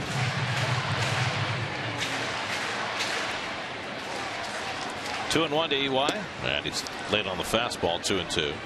And while the Nationals' hopes of winning the division have just about disappeared, I mean, it's certainly mathematically possible. The Mets and in '69 and the Giants in '51, they came from similar margins. The Yankees in '78, Rockies, right? 07. But it doesn't happen very often that you come from that far back. But the Nationals are only 7 games out of the wild card. They do have an opportunity, if they start playing well, to at least get themselves back into the postseason. But they know that every day counts. Daniel Murphy waiting on deck. Bettis has walked 1, struck out 2, allowed 2 runs and 4 hits. And Young keeps the at-bat alive.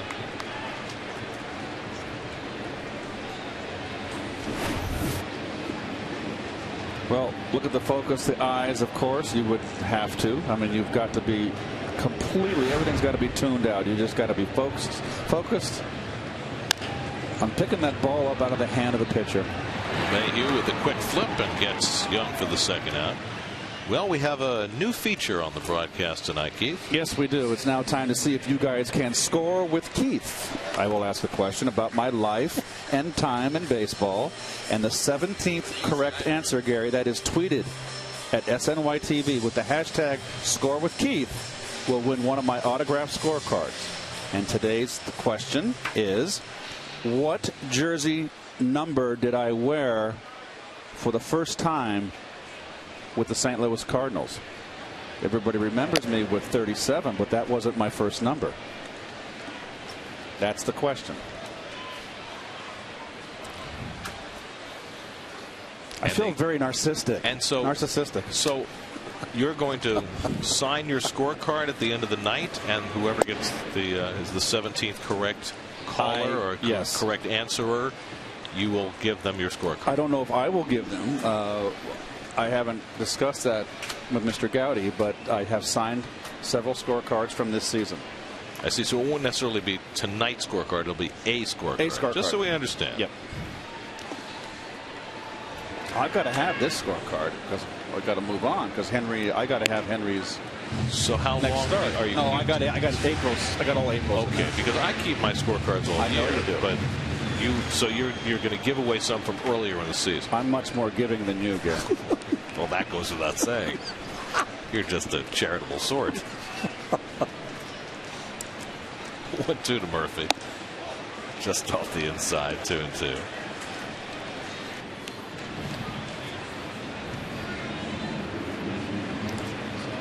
Wow. That's a flashback. Wow. Kaz Matsui jersey.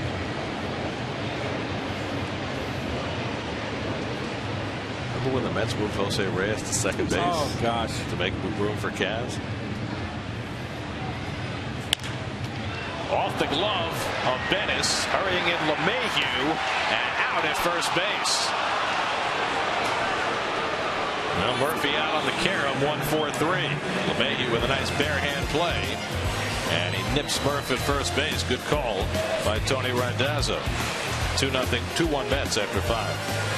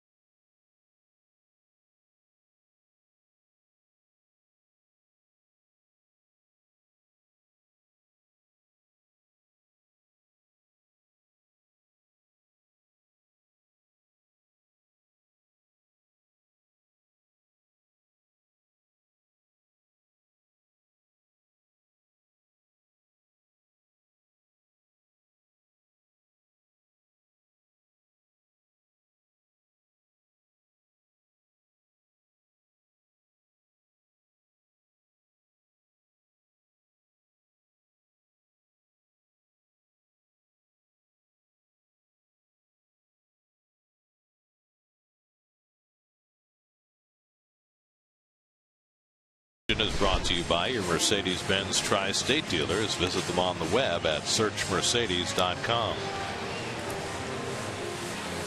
That's perfect form on that slide, isn't it, Keith? Remember you had to do that in spring training? Yep, we had sliding pants on, sliding the outfield grass. Brooklyn native Adam Ottavino is up in the Colorado bullpen as Charlie Blackmon will bat for the pitcher Chad Bettis, leading off in the 6th inning.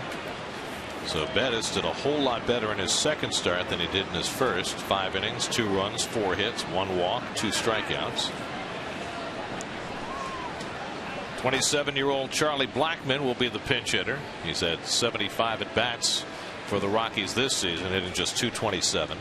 He's had cups of coffee each of the last 3 years now with the Rockies. Dexter Fowler on deck, and then Corey Dickerson for Colorado as Blackmon trying to bunt his way on, and the home plate umpire got struck. Manny Gonzalez had that ball go under his mask and I think into his throat, and that really has shaken him up.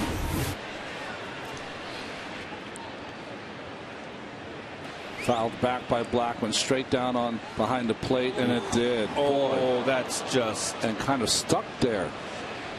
Oh, how about that? That ball found a way through the armor.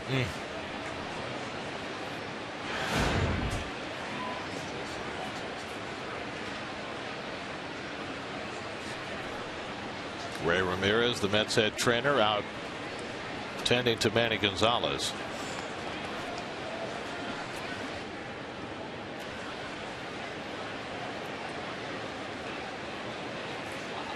I think that's what you were talking about Ray, is that because of the swelling, they're going to make a move. Larry Vanover is running to the sideline. He's probably going to put the equipment on.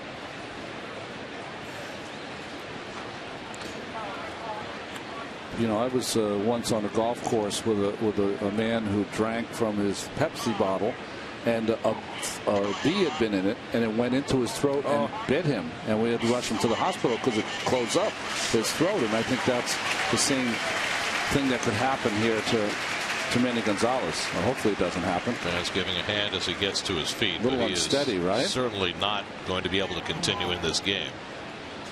And that's why Larry Vanover is headed off to get the equipment on, and they're going to tend to Manny in the trainer's room.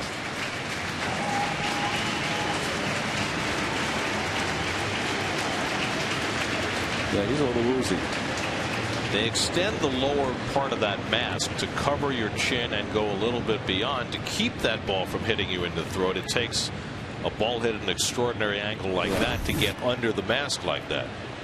I mean, look how low the bottom of the mask is, and yet that ball still found the space between the bottom of the mask and his chest.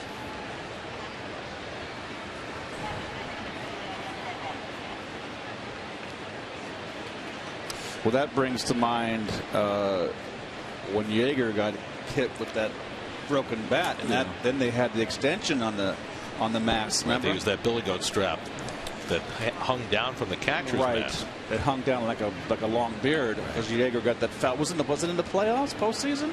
No, I'm not sure, but the bat broke and it went right into his throat, if you recall. I know that you folks at home can't hear the audio that we hear when you're standing at the plate, but there usually is a scream or yell from either the catcher or umpire when they're hurt like that. So I think that's the reason John Buck reacted so quickly, because I'm sure immediate pain is the screaming that he heard from Manny Gonzalez. He probably heard something unusual too. It's not often. I mean, that what we just saw is such a freak occurrence that ball hit the ground and came up at that angle and then stuck there. I don't think I've ever seen that. I've never seen it before. I have never seen it, and don't remember too, they don't wear a face guard, a mouthpiece, so your teeth are getting shattered when that ball comes up under there too.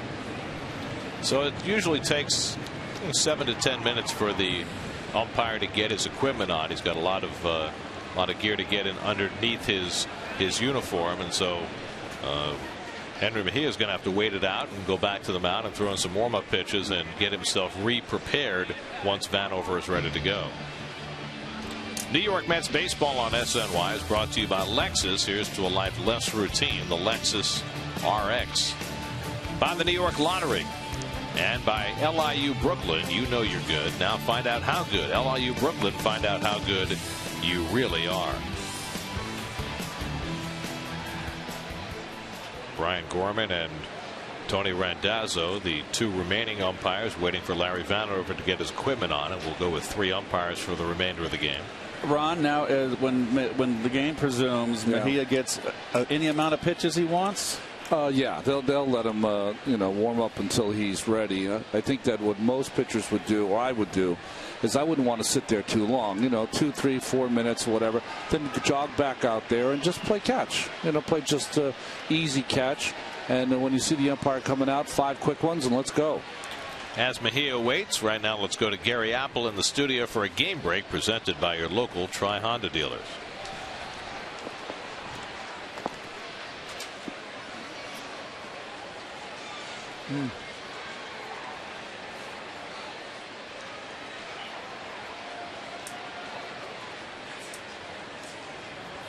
Just saying hi. Oh, well, it's pretty interesting. 1 out, bases open there at first base. That looked pretty deliberate to me. It really did. It did. It looked like it was. And what's the mindset there? Because Harper, he's not a demonstrative guy. I mean, we didn't see the home run. We didn't see if he did anything particularly out of line. I just think that if you're a pitcher and you know that you're going to hit a hitter, hitters know that too. They can just see it. When the ball comes out, it comes out at a different angle, and you know right away that guy tried to hit you on purpose. It's first pitch too. Usually it's, if you're really going to be smart and coy and hit a guy, hit him in the third pitch. Throw 2 balls outside and smoke him. Glad you weren't a pitcher. When he's leaning out over the plate.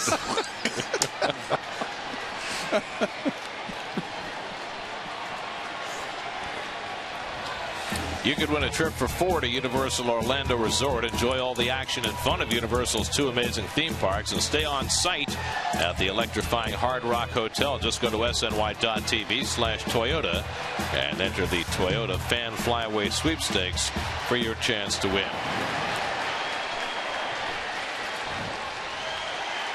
That's waiting around for Larry Vanover to prepare to take over behind the plate as Manny Gonzalez, the home plate umpire, leaves because of injury. Mets opening a 3-game series against the Rockies here tonight, and after this is over, they've got a pretty strenuous West Coast trip in that they're going to play the top 2 teams in the West, Arizona and Los Angeles, then go to San Diego before stopping in Minnesota for a game on the way home. It's for a Mets franchise that has had real trouble the second half of the season the last few years, this is going to be a big test for this team without David Wright. It would be a big test with David Wright. They're playing 2 good teams in the West. The one good thing about this road trip, from a standpoint of an everyday player, is that it's the traditional West Coast swing. Even though it's not San Francisco, you got an Arizona team. You're going to be 10 days on the West Coast, get acclimated to that time. What's going to be tough is when they have to go on the off day and play up in Minnesota, make up that snow game. That's always tough coming back home. And that off day is always a day, even though it's a Sunday day game in San Diego, you normally fly home. You get home around midnight. You're kind of you're off. Your system's out of kilter, out of sorts. The Mets aren't going to have that luxury, and it's going to be tough when they got the Braves coming in the first series. But the Dodgers are red hot. Will stay fixed on the West Coast. They're going to play 2 tough teams. You know what? And San Diego's been playing better too. I always think the difficult part about this time of the year is that the teams that are good, the teams that have been at the top of their division or close, they go to the whip. This is the time that they really start to be on point, play hard, don't take anything for granted, and trying to bury the teams that are not having a successful season. Of course, the other side of the coin for the Mets is they've played so much better on the road this year than they have at home, and those numbers certainly bear it out. Batting average 20 points higher, almost another run per game, and a better 1-loss record on the road than at home. I think what helps, though, Arizona's going to be, I don't know what it is, it's 100-plus degrees right at this time of year. Playing in the roof, under the roof is good. And when you go to Los Angeles, if you're worth your weight at all, playing at that ballpark and they're getting 45,000 plus a night, you can't help but be ready to play. Henry Mejia waiting for the umpiring change to be made, and we'll step aside. Mets leading 2-1 in the 6th. We'll be right back.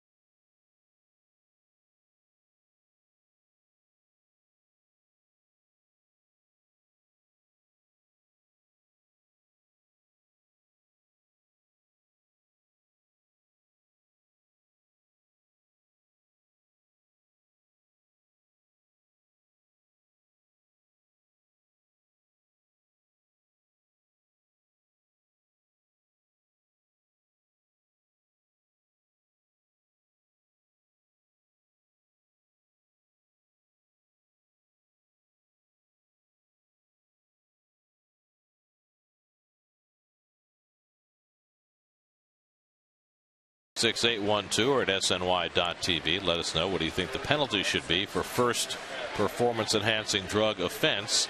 A lifetime ban. B, what it is now, 50 games. Or C, 100 games. Text 56812 and let us know what you think. Meanwhile, we're waiting here at Citi Field for Larry Vanover, who had been working as the second base umpire, to get his home plate umpiring gear on with an injury to Manny Gonzalez, the home plate umpire, hit on the throat on a bunt attempt by Charlie Blackman, the pinch hitter. And so everybody in the ballpark waiting for Vanover to suit up and be prepared and get ready to go. And Henry Mejia is still waiting in the dugout. Will have to throw some warm-up pitches when he is ready. Here's your AT&T trivia question for tonight. Who were the last 3 Hall of Famers to play for the Mets? Last 3. The last 3 to play for the Mets. People in the Hall of Fame who played for the Mets. The last 3. Last 3. Well, I can think of 3. Yeah. But I'm not 100% certain, without thinking it over more carefully, whether they're the last 3. Of course, there's only one player in the Hall of Fame as a Met. Well, 8's in that group. Yes. Okay. For sure. Yeah. All right, that's So, one. okay. All right, that's one. We know of. I'm trying to think.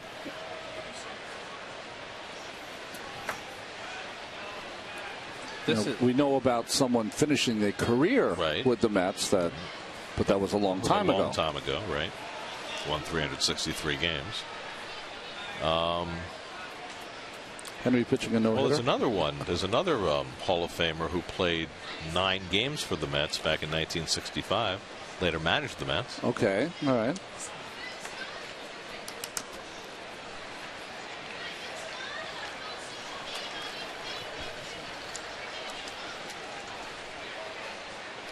Well, we were talking earlier about decisions that the Mets management has got to make over the next few weeks and months as we move toward the last 7 weeks of the season, about how this team goes forward and best prepares itself for 2014. And, you know, we've gotten to look at a lot of talented young players for the Mets over the course of this season. Some of them have been expected, like Zach Wheeler and the continued progress of Matt Harvey. Some has been unexpected, like the play of Juan Lagares. Now, Wilmer Flores makes his major league debut tonight. What do you guys expect to see for the rest of the season as far as this team figuring out who is part of the solution going forward?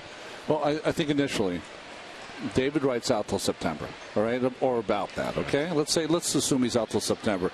So this August is going to be an interesting play. Why? Because he's out. Wilmer Flores gets a chance to come up, as you see Larry Vanover coming back on the field now. But also because of the impending birth of the Buck child, Travis d'Arnaud is going to get maybe a couple of starts behind the plate. So those are the things I look forward to and seeing. And this is hard for me to believe that Henry Mejia is not already out there. There he goes. He should have been throwing, and I'm not saying throwing, just playing light catch. But we'll see how long it takes him to warm up. Well, now he's got to really re-energize himself. Yeah. This delay has been about 15 minutes now. So you're talking about how many pitches? That's a big inning for a team offensively. So so I'm thinking, you're going to see a d'Arnaud there. You're going to see a Flores at third. You might see Tejada coming back up at shortstop. Murphy, Ike, that outfield that's been playing great all season long. That's going to be interesting to see. Kind of rock and roll that through maybe August and into September. Here's the interesting part about that is that the decision was made because of a number of different circumstances to keep Marlon Byrd at the trading deadline. Yeah. But does Marlon Byrd continue to play every day for this team the rest of the year, or do you want to look at young outfielders in his spot? Really quickly, you can't take him out. He's one of the best parts of your offense. I mean, you're trying to win games. Terry Collins is trying to win games. Reverse what they've done in the second half. I think Marlon's got to play. Maybe not every day, but he's playing 5 out of 7. You know what's going to be interesting is, you've got Mets need position players. I think there's a lot of starting pitchers that Sandy Alderson has, young arms. He's got big decisions to make there. There's going to be a lot of interest of other general managers. And I think they're getting ready to play again for young Met pitching. And, you know, which ones do you throw out there? Does Ike Davis come back? You know, or do you go another year with him? I'm glad I'm not the general manager. It's tough decisions for Sandy. Well, we're about set to resume now. That was interesting. Larry Vanover went over to Blackman. It's almost like he put his arm on his shoulder and kind of gave him the report on Manny Gonzalez, maybe like how he was feeling. Well, Blackman, a pinch hitter here in the 6th inning, saw one pitch, tried to bunted it straight down. It came up and hit Manny Gonzalez in the throat, and now some 17 minutes later, we're ready to resume. And the strike one pitch is in for a strike. And Mejia picks up where he left off. He's ahead on Blackman 0-2. First pitch after the change, a change up from Mejia.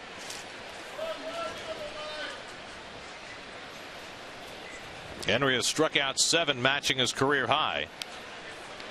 And Blackman fouls it off to stay alive. Dexter Fowler and Corey Dickerson to follow for the Rockies as Adam Ottavino starts to get himself loose again in the Colorado bullpen.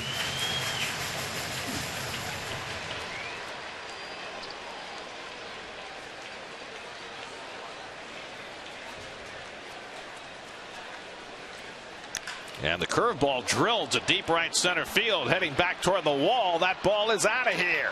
Charlie Blackman ties the game with a pinch hit home run in the top of the 6th inning. Blackman's first home run of the season, and just the 5th of his major league career.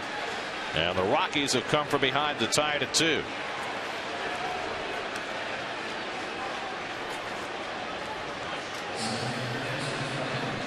Well, it's got to make you think that did Henry get out of a groove? Or did he just hang a curveball? I think it's really some inexperience there by Henry. Someone should have got him to get out there a little earlier. But correction, that was Blackman's 2nd home run of the season, not his first. Anyway, here's Dexter Fowler, who's walked and grounded out 0 for 1.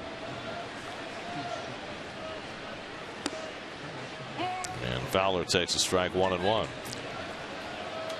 The home run, the 2nd allowed by Mejia since his return to the major leagues. Gave one up to Jake Marisnick in Miami in his last start. And Fowler punches one at his shallow left center. Over comes Lagares, and he runs it down for the first out.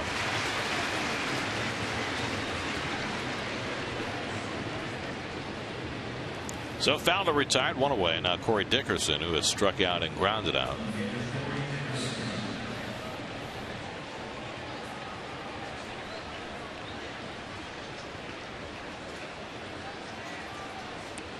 De La Rosa, the left-hander for the Rockies.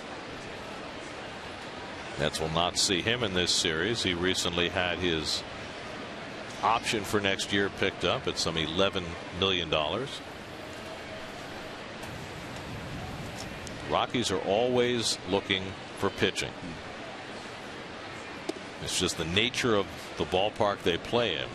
And if they find a pitcher who's had some level of success at Coors Field, it's awfully hard for them to look in a different direction. They've tried a lot of different kinds of styles, too, haven't they? Last year, they tried the style of pitching 3 or 4 innings and taking the pitchers out and pitching every 4th day. 75 pitch limit. They've tried a period where they were using sinker ball pitchers. We got to go to the cold hard facts first, Gary. Well, the Rockies seemingly every year have the highest ERA in the National League. Who would have thought the Giants would have been on that list, let alone the Phillies? And the Phillies may be on the list, but not so high because their bullpen is so suspect. But with their starting pitching, my goodness. Good change up by Mejia to get ahead on Dickerson 1-2. You know, Gary, you talk about Colorado. It reminded me of the old days when Wrigley Field, when I came up in the 70s, they had Wrigley Field. They leave the grass be 4 inches thick, and they get nothing but sinker ball pitchers in there. But everybody was a sinker ball pitcher trying to get a ground ball. 1-2, and Dickerson reaches for it and fouls it off. I was thinking about the period when they have the sinker ballers like Billy Swift early in their career, and then they've tried to go to the power arms, guys who could strike you out. Then they went through the Jason Jennings and the Jeff Francis period where they were kind of sinker ballers. Jeff Francis more of a Tom Glavine kind of pitcher, not a lot of strikeouts. Well, going back a little further, there was the high price pitchers, the Darryl Kyles, the Mike Hamptons. That didn't work out either. Who was the cat who could do the train imitation? He went over there Denny too. Nagel. Yeah, Denny Nagel. Right. It's awful that I couldn't remember his name. I only could remember his impersonation of a train. It was a good one.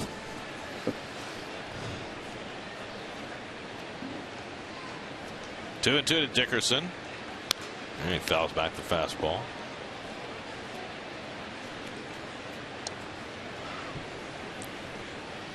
Let's see. When I came up, the Cubs had Bill Bonham, hard sinker baller, Rick Russell. Paul Russell was in the bullpen. Dennis Lamp over there? Dennis Lamp came a little later, sinker baller.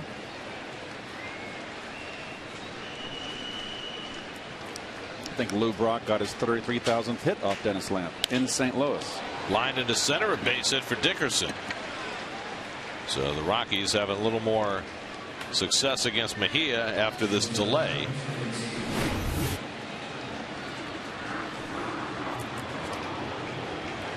Changeup stayed in, didn't he? Not a bad. Too much plate. It's down and sinking, but over the middle. Or is that a slider, Ronnie? Breaking ball. Yeah, definitely breaking ball. So 2 breaking balls now have been covered. But he took something off of it, and but Dickerson stayed back nicely. So 1 out and 1 on for Tulowitzki, who's been up twice and struck out both times against Mejia.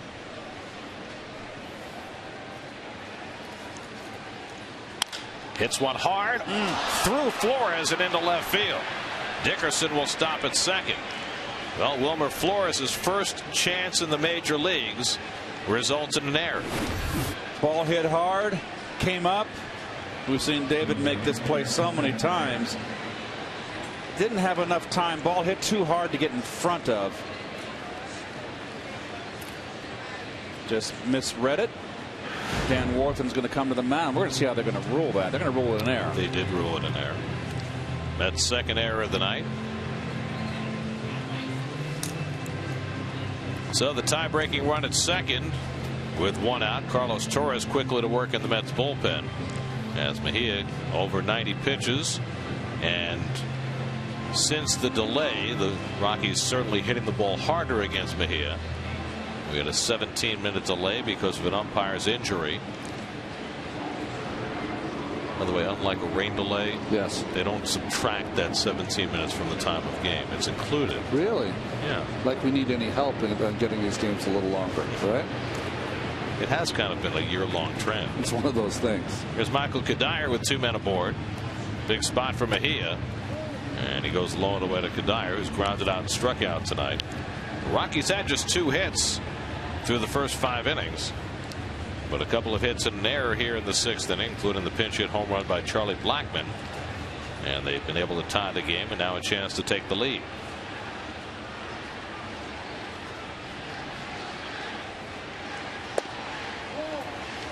And Mejia falls behind Kadire 2-0, one of the few times Mejia has been behind in the count tonight. It's amazing how you take these pitchers a little bit out of their rhythm. Yep. And it looks like a totally different pitcher. Yep. He's having a hard time getting it back.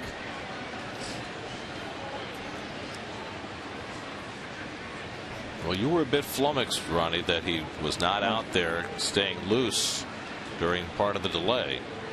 And he certainly did not take all that much time to warm up once the delay was over. Well, that always happens with young pitchers because they're standing there. There's how many thousands of people are watching, and you feel nervous and anxious about making people wait. So you rush your warm up. That always happens. But it's not only your arm; it's your legs. You know, you're sitting down. Get out there, walk around, keep those legs nice and fresh, and keep your sweat. What I mean by that, before a prize fight, what do you see the fighters doing? There's, they're doing that shadow boxing, that sparring to get the sweat going because you want to get that feeling. Well, once that goes away, it's hard to break back into that fourth wall or whatever it is, back into the game. Dickerson and Tulowitzki, the base runners. Mejia behind on Kadire, 3-1.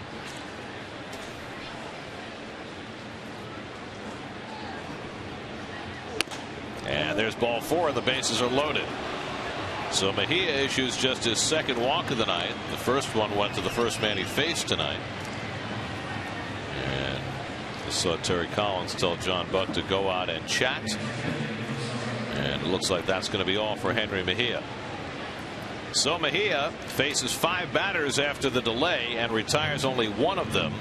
And he will exit with the bases loaded and the Rockies poised to try and take the lead. Carlos Torres coming on. The call to the bullpen brought to you by Verizon Wireless. 2-2 in the top of the 6th. We'll be right back.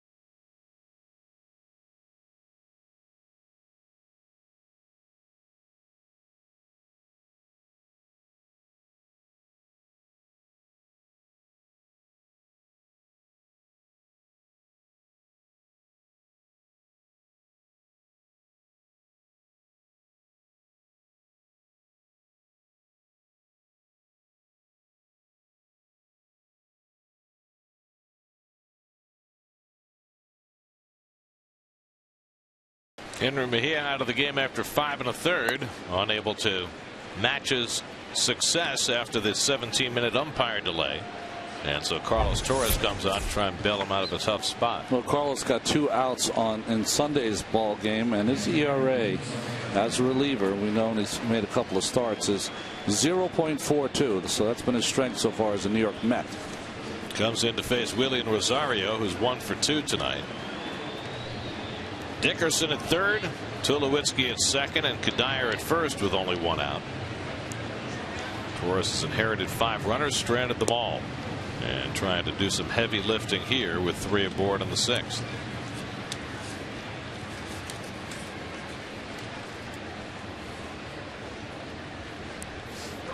You know, we talked about Mejia not loosening up perhaps enough after coming back out. And what makes that even more curious, this is a guy who's had elbow problems, right? He's got some bone chips in his elbow or a bone spur. This is going to probably require surgery at the end of the year. Talked about the fact that his elbow was a little wonky in his last start, and that makes it even more curious. But honestly, I'm not going to even blame Henry. It's something that young pitchers sometimes don't know, and they need to be prodded to go out there and stay loose. Curveball popped up into shallow center. Lagares is there, not deep enough for Dickerson to try, and so he'll fake the go home as Lagares fires a strike. They're starting to enjoy this young center fielder, aren't they, the fans? Well, not too many people are going to try to score in this shallow fly ball. He's got a strong arm. 9 outfield assists already this year. But fans love when the guy throws the ball in.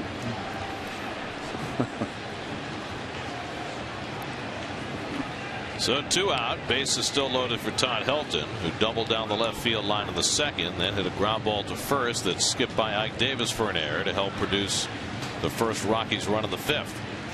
Bases loaded, 2 out. And Helton bloops one to shallow left. On comes Young, diving to make the catch. Eric Young saves a couple of runs.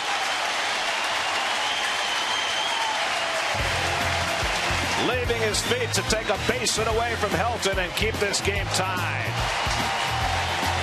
Outfield defense has been a big part for the Mets over the last month and a half. And Young helps out Mejia and Torres with a terrific catch.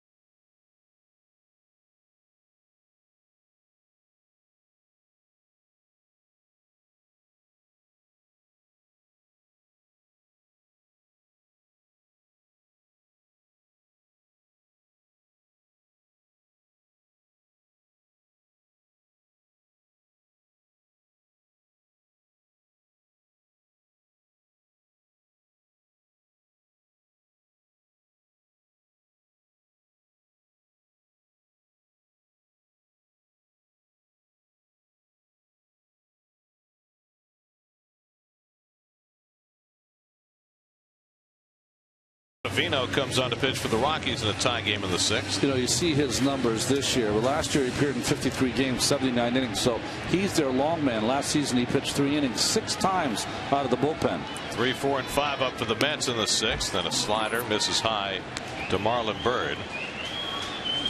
Marlon's 0 for 2, reached on a fielder's choice and scored a run in the 1st inning. The starter Chad Bettis now off the hook for Colorado. He went 5 innings, allowed 2 runs and 4 hits in his second big league start. Walked 1 and struck out 2. And a slider in for a strike. 1-1 to Byrd with Davis and Lagares to follow in the 6th.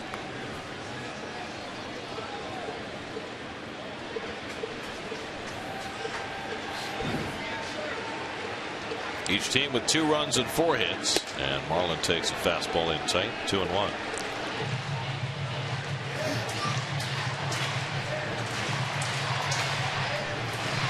And Bonavino, whose mom was a Met fan, he was a Yankee fan growing up in Brooklyn.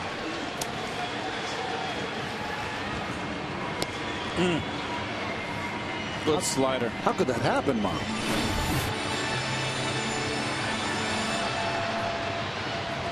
Well, his mom's a 4th grade teacher, and she believes in every child having his own individual that's right. thing.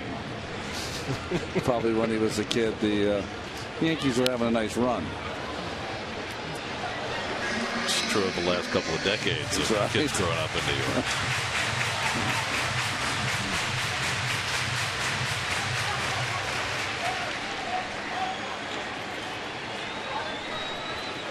Ike Davis waits to hit next. He's got a couple of doubles already tonight. 2-2 to Byrd, leading off the home 6th. And Marlon goes down on the fastball, 1 away. Beat him inside. Pitched him pretty tough.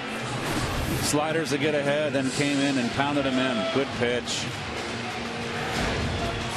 So Ottavino fans the first man to face him, and now Davis, who doubled down the left field line in the 1st and scored a run, and then a pop fly into shallow center, which Tulowitzki and Fowler both went for. They collided as the ball fell in. Tulowitzki's leg hitting Fowler's arm. They both stayed in the game, and Ike had his second double of the night. So Davis continues to get on base. He's been on base now 10 times in his last 12 plate appearances. Juan Lagares has driven in the 2-met runs tonight. Waits on deck.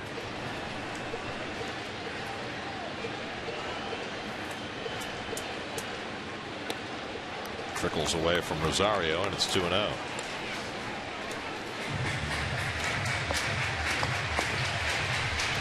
Adam Ottavino pitched at the Berkeley Carroll School, where he threw 8 one-hitters. But he couldn't no-hit him? I mean, that you thought that would have made him a Met fan, right? Growing up. That's right. Not able to put the wraps on a no-hitter. So what's this? When Tom Seaver was in the booth and Keith said, "Boy, that's a lot of losses, Tom." Concentrate on the negative. There's ball 4, and Ike's on base again.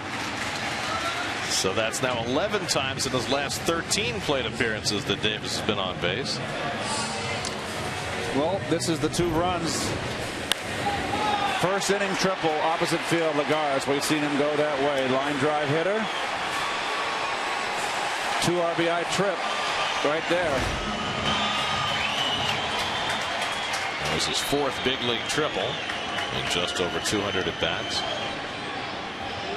So now with Davis at first and 1 out, Lagares bats against Ottavino and trying to bunt his way on, fouls it off. It's an interesting decision with a guy playing the first game in the major leagues waiting on deck. Yeah, I don't like that play.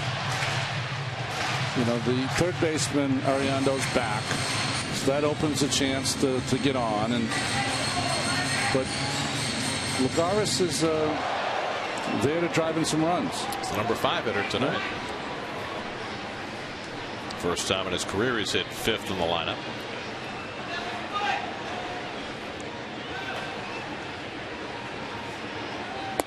Well, we gave that one away. Kind of induced it.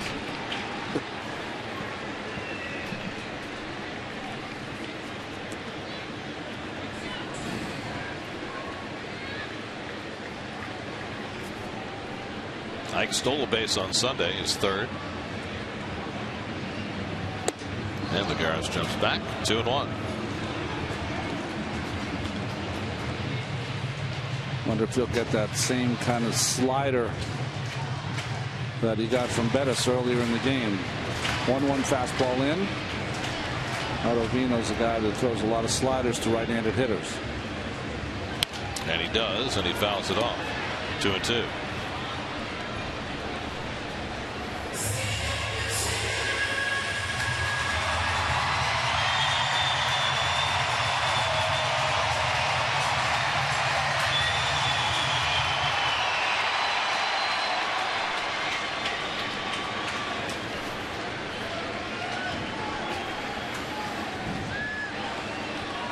There goes Davis, and Lagares hits a grounder to short. That'll keep them out of the double play as Tulowitzki throws out Lagares, and Ike moves up to second. Well, hit and run count there, Gary, and something the Mets don't do a lot. Terry Collins put the hit and run on. Let's see if Ike looks back. Yep, hit and run all the way. It was 2-2 count. It's hard to believe that that would be a hit and run with 2-2. Just don't put it on with 2 strikes. So Ike's feeling a little frisky.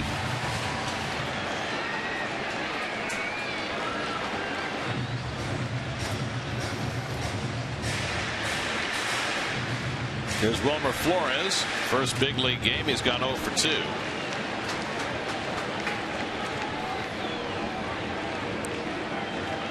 Tie-breaking run at second with 2 out, and Flores takes a fastball on the outside corner.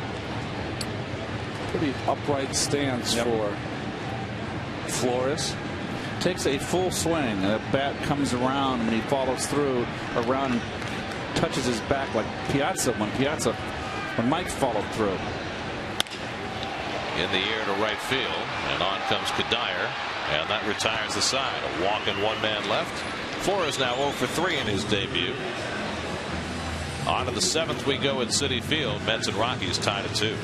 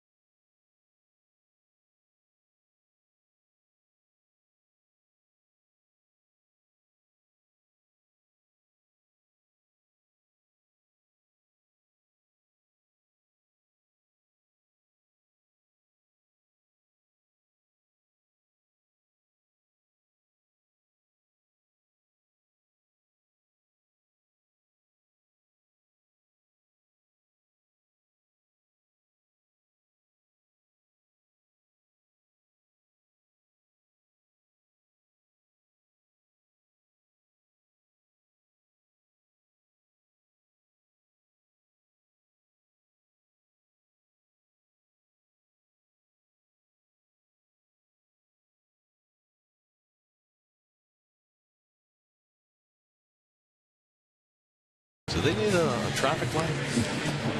Maybe a walk, don't walk sign? Who's going to pay attention? Is anybody watching the game?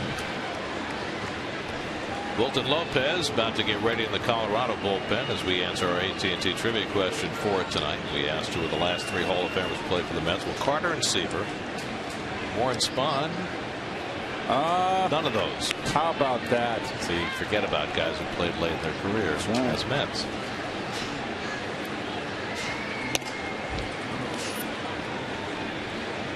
What is it? Alomar, Murray, Alomar and was Henderson. with the Mets in the early part of the last decade. Henderson was with the Mets in '99 and 2000. Murray was with the Mets 92, 93. Let me ask you then, of those 3 Hall of Famers now, who was the best player in a Met uniform of those 3? Ricky. Ricky. I mean, Murray had some decent numbers as a Met. Hit his 400th home run as a Met. Robbie was horrible as a Met. Okay. Ricky, 1999, he had a tremendous year for the Mets. 2000, not so much, and he was let go in the middle of May. And denied a National League championship ring, which I always thought was a really poorly thought out move on the Mets' part. 2-2 to Arenado. 11 players who played for the Mets are in the Hall of Fame. And only one wears a Mets cap in the Hall of Fame. That, of course, is Tom Seaver. Gary Carter wears an Expos cap. Okay, that's cool. Gary should have won. Yes, he was an Expo. Yeah. Good curveball by Torres to strike out Arenado for the first out of the 7th. Well, Yogi's got to be one, right? Yogi played 9 games for the Mets. Right. Or 9 at bats, something like that. Willie Mays, of course. Nolan Ryan. Richie Ashburn. 62 Met. And Duke Snyder. And Warren Spahn, we mentioned. How about the future Hall of Famers that have worn the Met uniform? Glavine could be a Hall of Famer. Huh? Piazza. Piazza. Piazza there. So, does Olerud have a shot? I don't think so. Okay. Charlie Culberson out on deck to be a pinch hitter. Beltran, maybe someday. I think so. Yeah.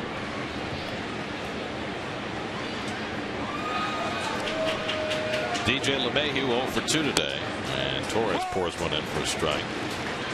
There's that straight fastball that Torres has worked on it, where he had a natural cutter like Mejia. And that's a straight dart right there. And he needs to have that. That just ties the hitter up inside.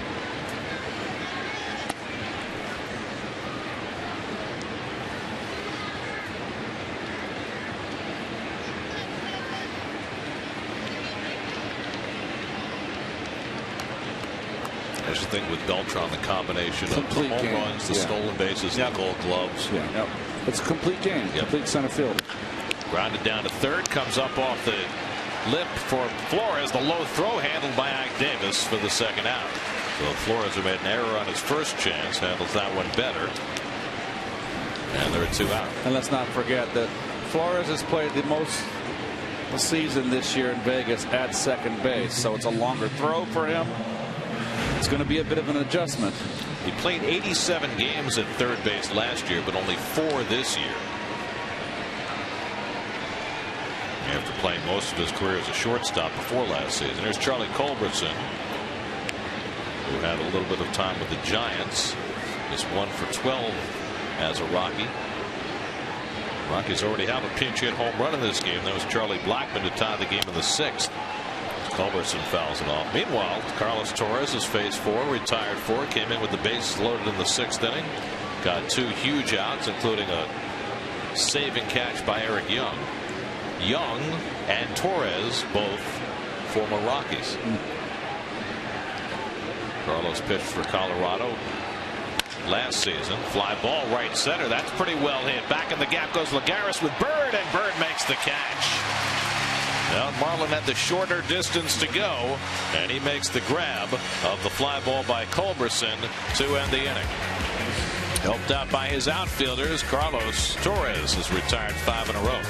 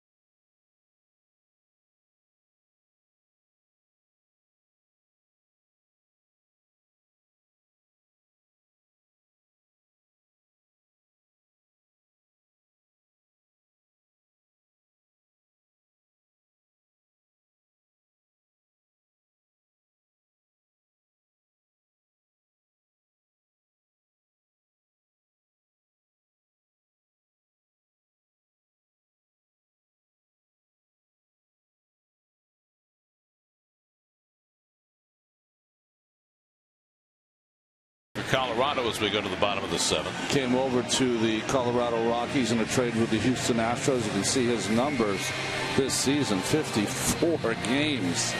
ERA a little high. Talk about a guy who's been negatively impacted by Colorado. His earned run averages the last 3 years in Houston, all under 3. He goes to Colorado, and it's over 4.5. Giving up a lot of hits, 68 hits and 53 2/3. Scott Atchison up in the Mets bullpen. Doesn't walk anybody.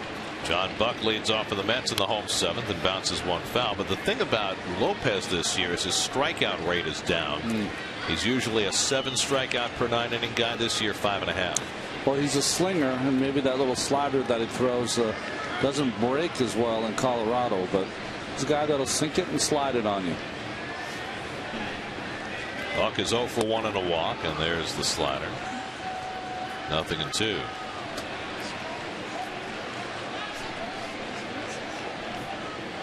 Omar Quintanilla on deck, and then the pitcher's spot for the Mets here in the 7th.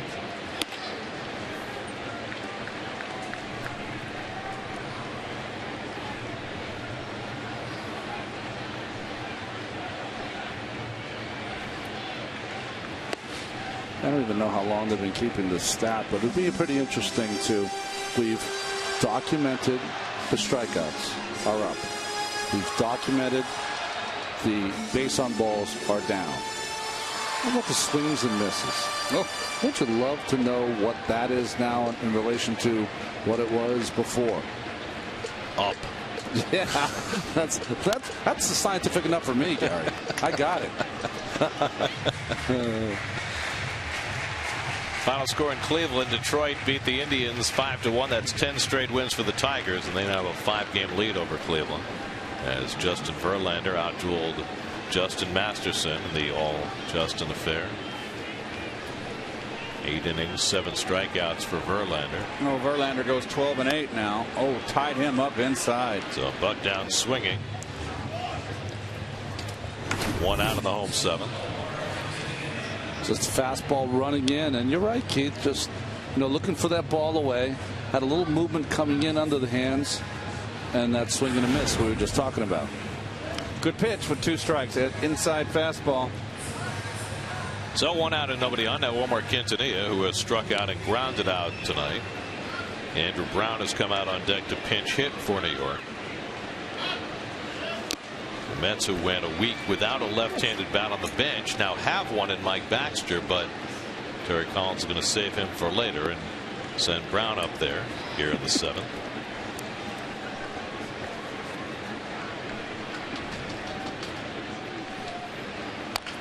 Little tapper. Rosario easily throws out Quintanilla. 2 out.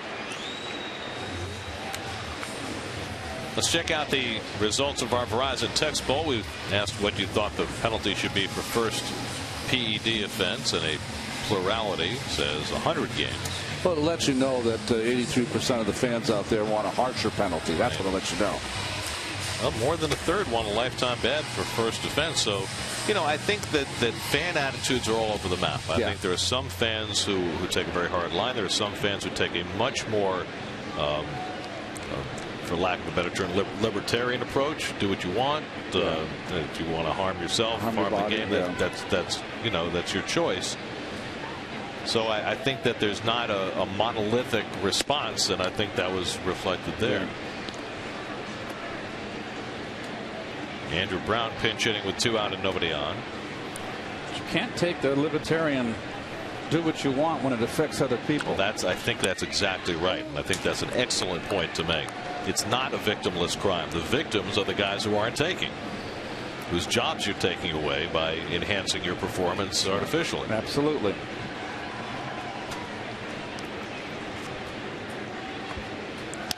Yeah, I think some people who take a different approach throw up the straw man of saying, well, who cares about the records, and you're only talking about stars. Well, it's not about the stars. Yeah. Too much of the media attention has been about the stars, but that's not what it's about. It's about the fringe guys. It's about the Danny Meyer. Right. And his tweet. It's about thousands of guys like that. I mean, you can say that the star player who turns from the $20 million player into the $100 million player has a lot to gain. But the guy who goes from the $500,000 minimum salary player in the big leagues to being a $50,000 player in the minors, he's got more to lose. What did one of the closers say once? He said, if I throw 89, I'm closing in AAA. I throw 91, 92, I'm closing in the major leagues. So it's a, you know, the repercussions from all of this news, and we went on about this. I apologize. I guess I'm just, I don't know. Is going to be, as we see how some of these players, because, you know, there's not, biogenesis can't be the only one. You know, there's other ones. It's going to be interesting to see the fallout from how some players were directed towards these places with the PEDs. Brown down on strikes. 1-2-3 inning for Wilton Lopez with a couple of strikeouts. On to the 8th, still tied at 2.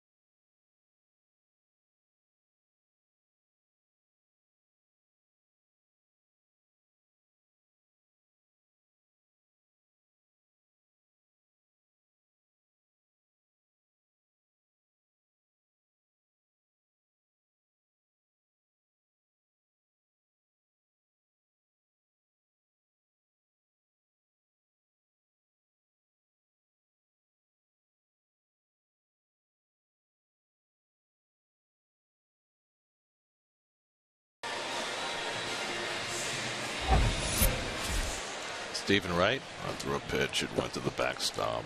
Ever tried skating on the other side of the ice?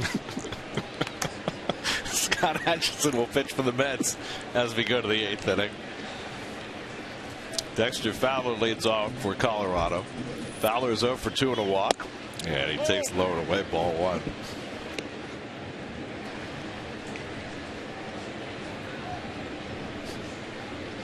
Atchison's last appearance was on Saturday. Faced 6 batters in the 9th and 10th inning and retired them all. Matt Belisle up in the Colorado bullpen.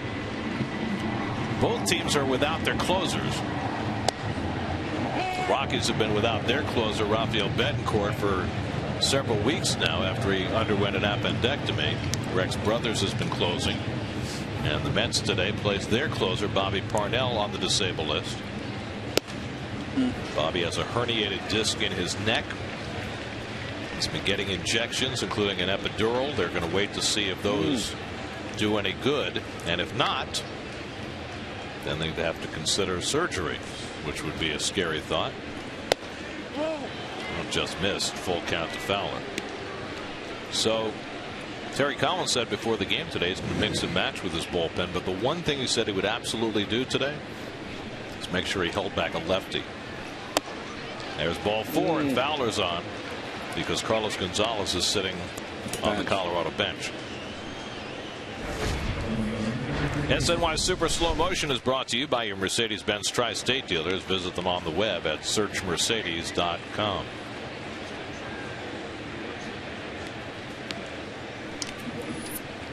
So Atchison walks the leadoff hitter in the 8th inning. And now Corey Dickerson, the batter, and we'll see if he's asked to bunt. Dickerson's 1 for 3, single to center his last time up in the 6th against Henry Mejia. I'd make the young man at third base field this ball. Good play there by Atchison. Why? Not a big deal. Fowler doesn't have a big lead. But you try to hold that baseball and throw over to first. Why? You want to see if Dickerson tips his hand. Shows you that he's going to bunt.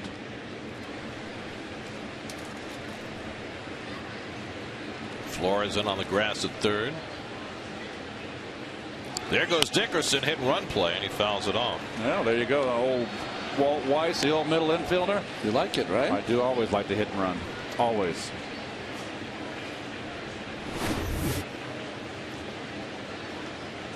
See if he looks back. Yes, sir. It's hit and run. And hit and run as a runner, you know, I'm stating the obvious. You don't get picked off. It's up to the runner to protect you. Make contact. I mean, the batter, excuse me. Fowler with outstanding speed, 15 steals this year. Rockies are 3rd in the National League in steals. There was a time when the Rockies never stole a base. But their whole offensive philosophy has changed since they put in the humidor at Coors Field. No longer a stand around and wait for the home run kind of an offense. Bench coach next to Walt, Tom Runnels. Managed the Expos in 91 and 92. Could have the bunt here, though. One swing, not let him bunt. Nice, aggressive. Well, it's your second hitter. Well, this kid was hitting what, 371, I think, in the Pacific Coast League. So, yeah, let him swing the bat. Colorado's going nowhere. Troy Tulowitzki on deck. Michael Kadire, the 2nd leading hitter in the league, behind him. So plenty of firepower coming up behind Dickerson.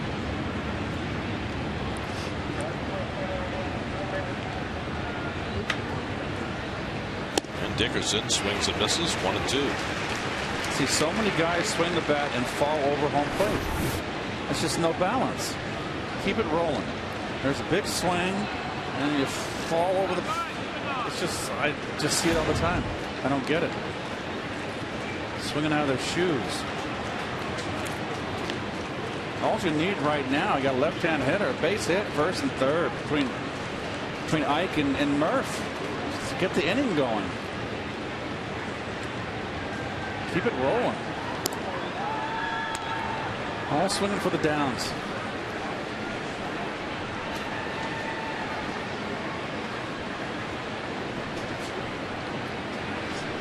Dickerson getting the start in left field with Carlos Gonzalez out today with that recurring sprained finger and trying to do some damage in the 8th inning. But Atchison gets him to foul tip for strike 3. There's the first down in the 8th. 9 strikeouts for Met pitching tonight.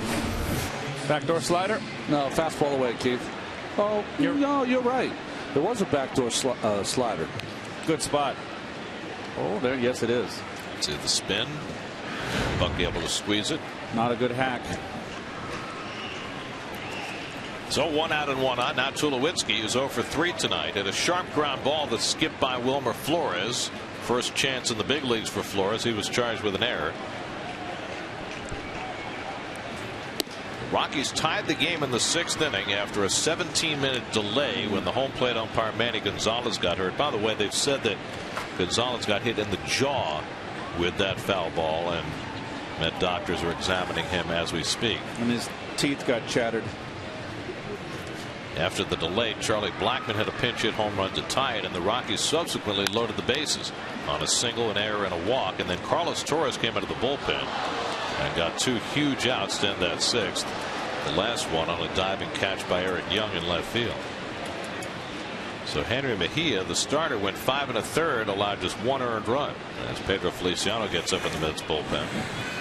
Mejia 2 runs, 1 earned, 4 hits, 2 walks, 7 strikeouts. He has a 1.96 ERA through 3 starts.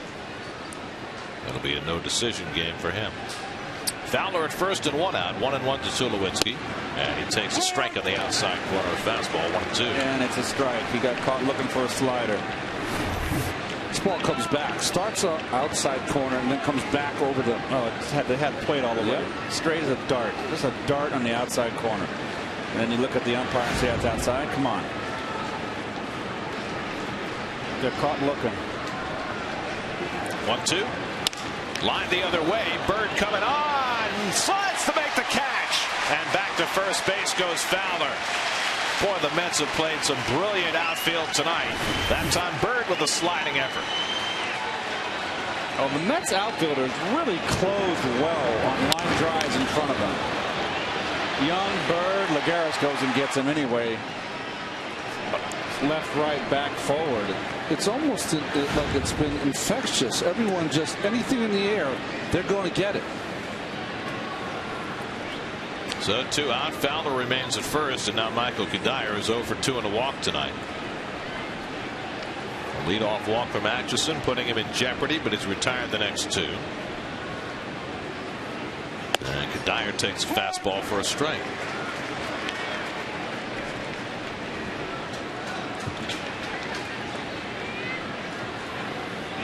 Well, there's Carlos Gonzalez, and you see the sprained middle finger taped up.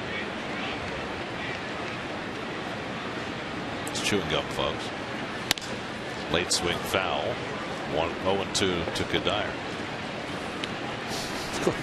It's big league chew, Gary. I thought only like 12-year-olds use that stuff. Sometimes you're 12 years old when you're a ball player, too. You're right. One of the best hitters in the game uses that shredded bubble gum. Atchison ahead 0-2. Checks it on Fowler. Pretty good spot for Fowler to try and steal here. If he's caught, then Cuddyer would lead off in the ninth.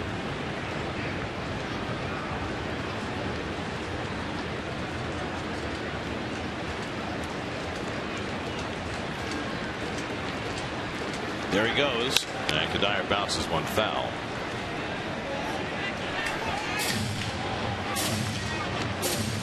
They're in the bottom of the ninth in Washington. Craig Kimbrell on to try and save it. Braves 2, Nationals 1. Braves trying to make it 12 wins in a row.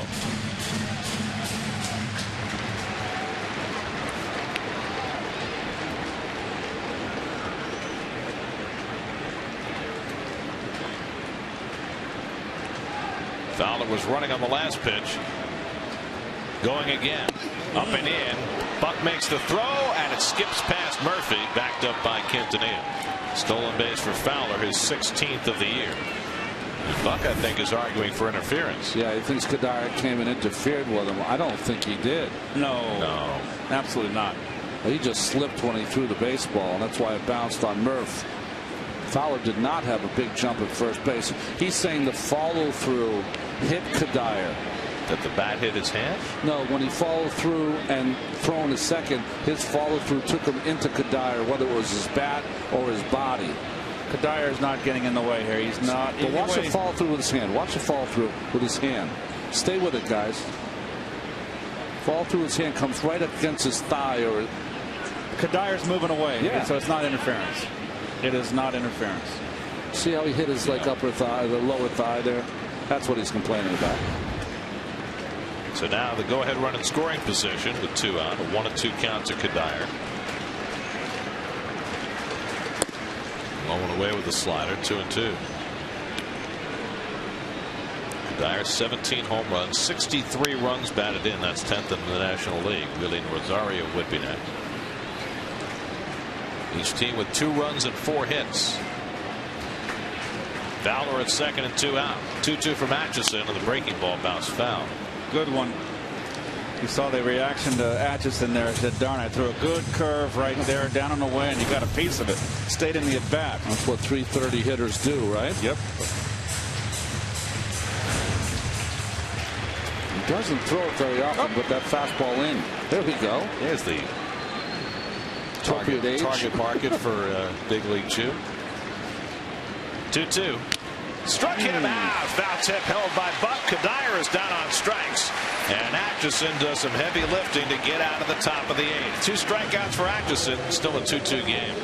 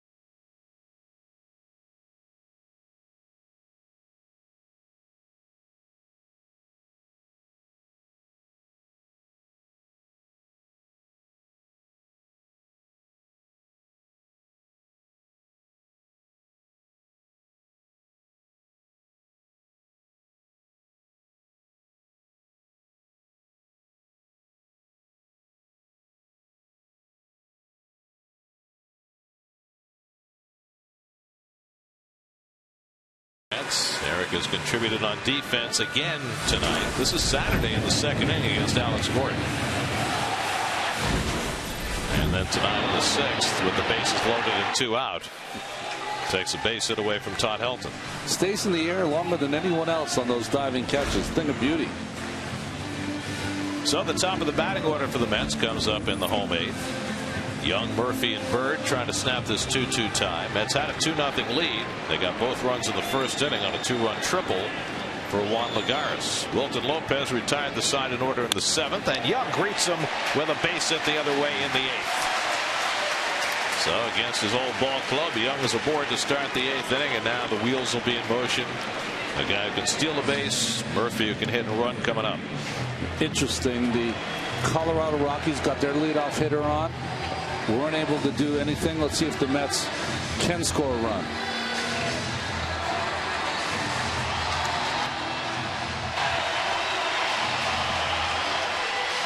Young with 23 steals, tied for 5th in the National League. Well, tell me one reason why Arenado at third base is playing in at the cut of the grass at third base with Murph out. Murph going to bunt? I wouldn't think so. Hardly. I can't remember the last time Murph tried to bunt. You would think that advanced scouting would give you that. I could see maybe protecting against it late in the game for one pitch or one strike, but that's it. You can always play at the cut of the grass. Pitcher goes in his stretch. Murph's got to focus. As soon as the pitcher breaks from the belt, the hitter has to focus on the ball, picking the ball up, move back. And they're giving the line too. Murph got a double down the right field line. First time up tonight, hit it between Arenado and the third base bag. Wilton Lopez spending a lot of time on Young, and rightly so. And this, as a hitter, Gary, when you got a guy that's a speedster in front of you, tight ball game, afraid of the steal, the pitcher, gosh almighty, you get, if you're looking fastball because he's going to throw something hard because of the potential steal, and be covering it.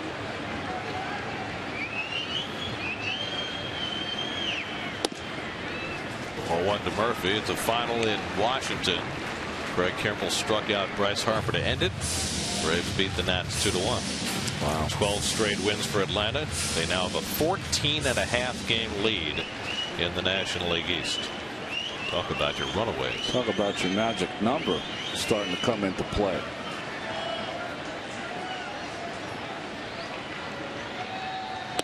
Two and out to Murphy. Good pitch to hit. Don't be taken.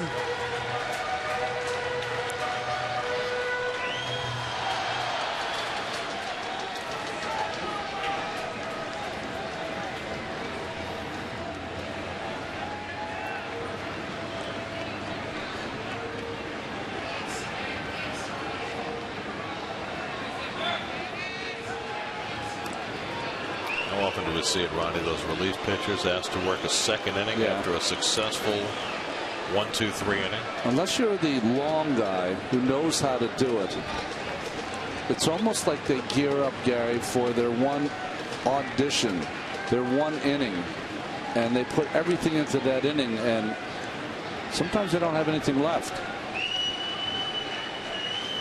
Behind on Murphy, 2-0. And Murph trying to take one the other way, fouls it off. I don't know anything about hitting, Keith, but if you're going to have a swing like that, you'd rather take the pitch, wouldn't you? Well, if you're looking for, I don't know what Murph's thinking up there. It looked like he's looking away. And the ball's not a strike. It just kind of ran away, went after a bad pitch. Should have been 3-0. That's why his swing wasn't really aggressive.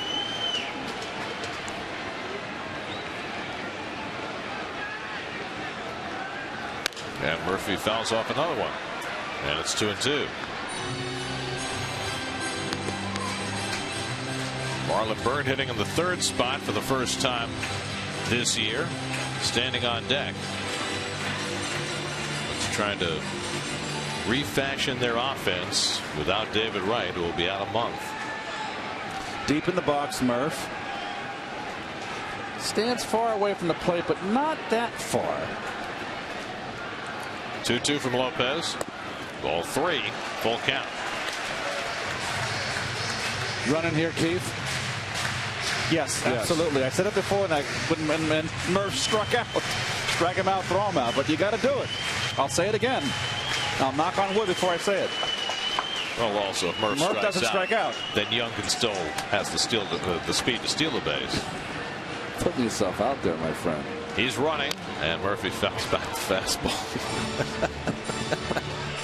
That's funny how in baseball, there's just some plays you have to do, whether you want to or not. Oh, it's with a speedster on there, and Murph. Speedster, contact hitter, a guy you know is going to throw probably a little sinker away. Well, the play in the 11th inning on Saturday was different because you had Marlon Byrd at first base. It's different from having Eric Young at first base. Still, I'd run every time with Murph up the plate.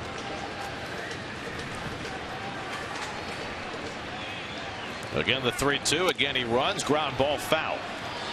Well, here's a good stat. Murph has had 52 full counts this year. 8 strikeouts with a full count. There you go. Out of 52. So those are pretty good odds. So 100 at bats, 16, 600 at bats, 6 times 16. Do the math, Gary. I'm not good. 96 strikeouts. There's a 16% chance it's going to strike out with a 3-2 count. I'd say the odds are in your favor. They're just going to put the ball in play.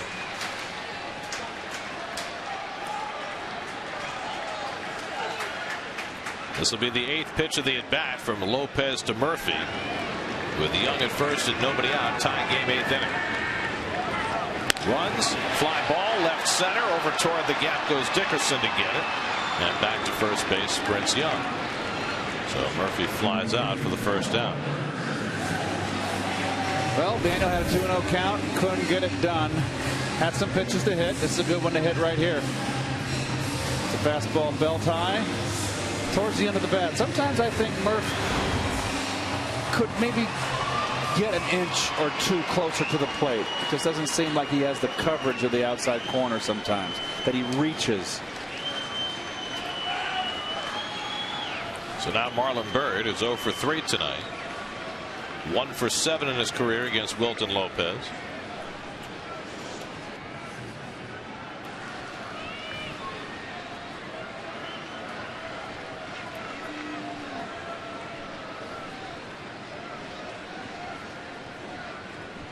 Painted fingernails. Usually means throw over with a sign like that. Step off. That would be the appropriate baseball sign language. The push to step off.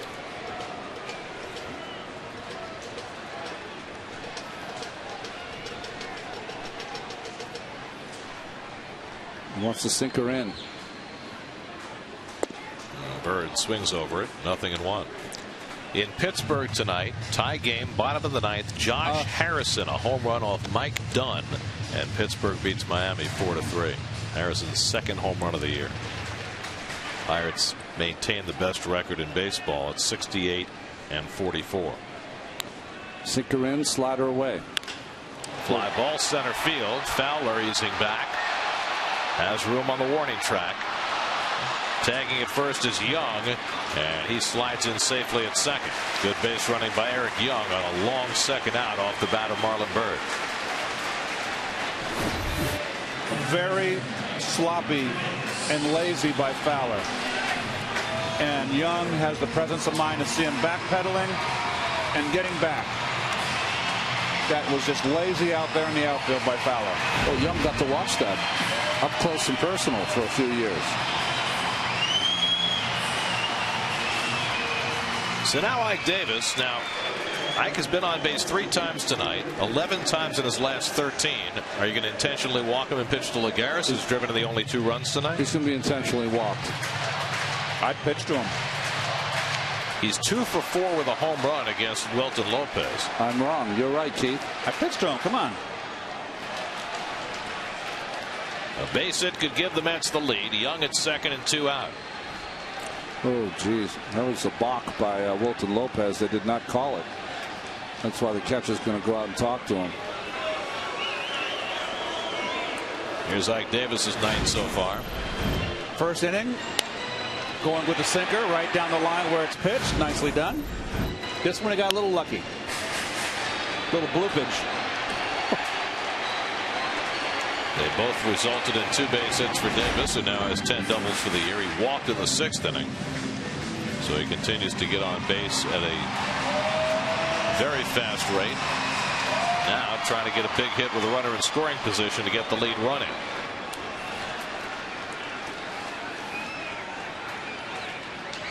And Ike takes up and away for ball 1. This was earlier. This is where Rosario came out, because he saw exactly what I saw. He had leaned in and was about to go up and kind of stepped off. Good off-speed pitch by Lopez, 1-1. I think this is where you have to recognize if you're right. Okay, there's a base open. There's 2 outs. You're facing the right-hander. How is he going to pitch me? Well, certainly he's just not going to throw the fastball on the outer part. He's going to try to get you out with breaking stuff out of the strike zone. It's another show-me fastball. Not in the zone to get back to a slider or changeup.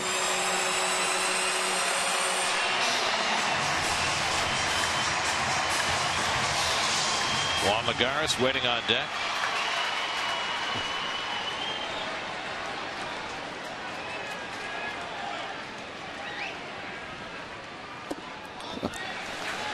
Well, the changeup down, ball 3. So they're not intending to throw him a strike at any point in this at bat. Now they're going to give him intentional ball 4.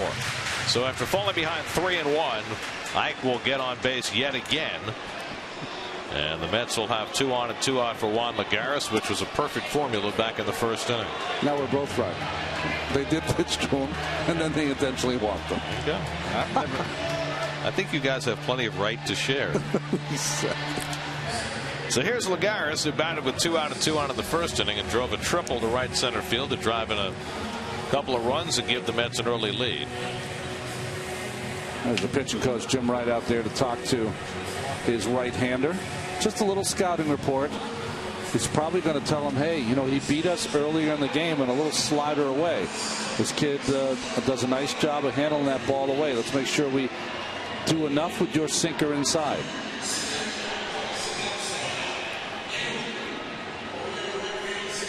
Lagares, since that triple in the 1st inning, has popped up and grounded out, so he's 1 for 3 on the night. Young and Davis, the base runners, with 2 down. 2-2, bottom of the 8th. Lopez pitched a 1-2-3 7th, but trouble has found him here in the 8th inning, and now trying to work out of a jam as he takes on Lagares.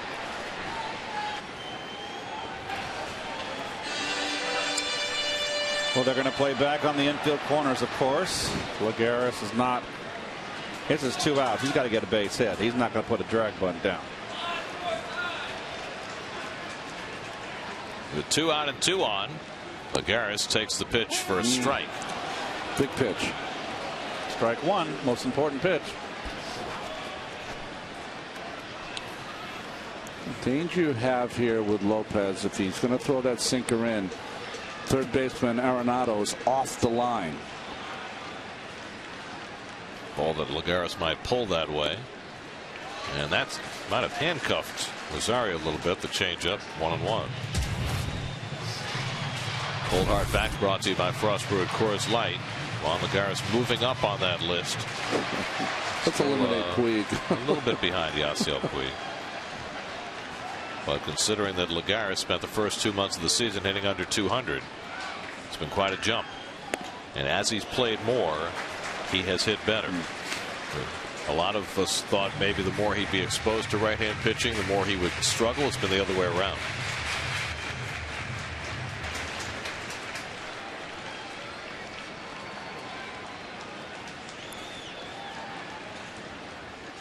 Two and 1 to Lagares. Rosario sets up inside and he bounces it foul. Didn't quite get that pitch where he wanted to, but now it's 2-2. That's the big pitch in the at bat for Juan, because that is the pitch that 1, he can't handle, and 2 is the ball.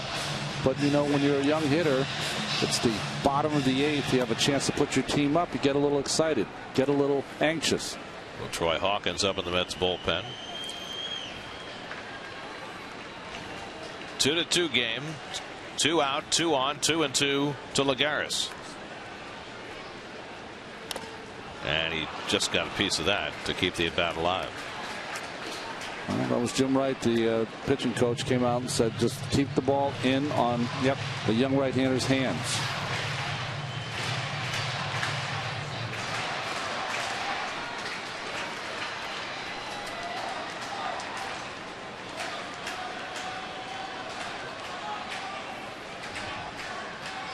Again, the 2-2. Bounce slowly. Tough play from LeMahieu with the bare hand. Safe! Digging for the plate is Young, and he scores! And the Mets take the lead! Eric Young never stopped coming around third as Lagares beat the play at first, and the Mets go in front 3-2.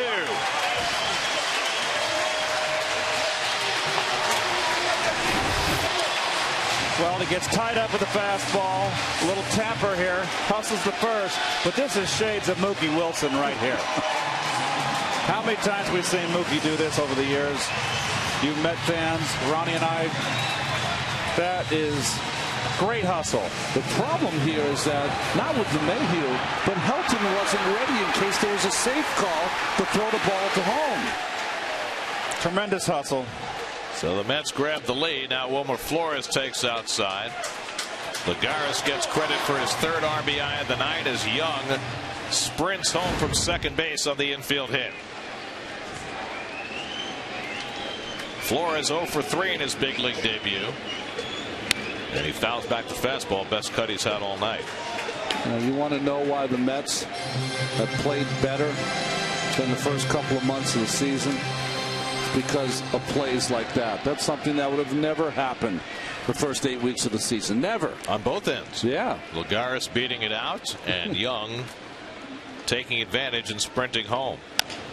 Slow ground ball, and Tulowitzki guns down Flores to end the inning, but the Mets grab the lead in the bottom of the 8th inning. A 2-out infield hit by Juan Lagares scores. Eric Young all the way from second base. Speed kills. Mets 3, Rockies 2 as we go to the 9th at Citi Field.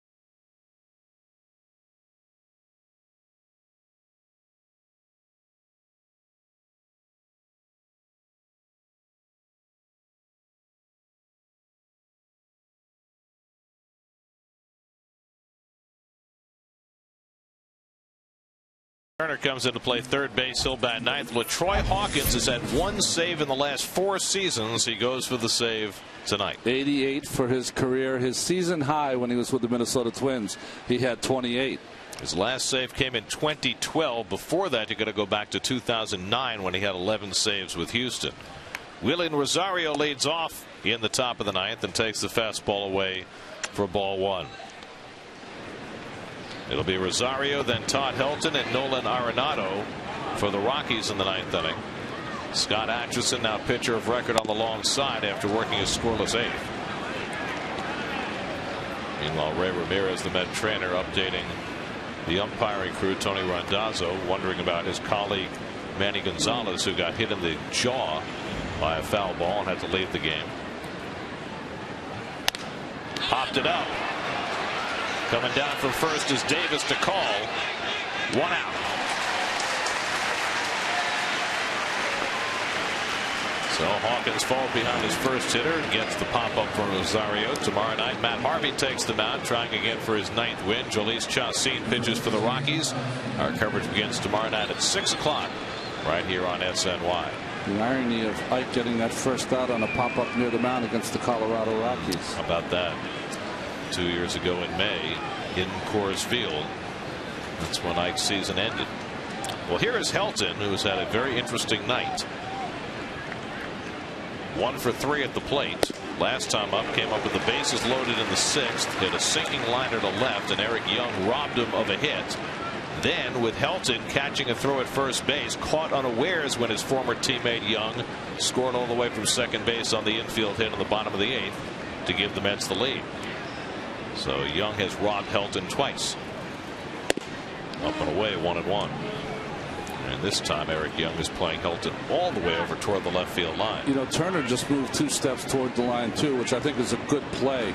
Helton already has a hit in that direction tonight.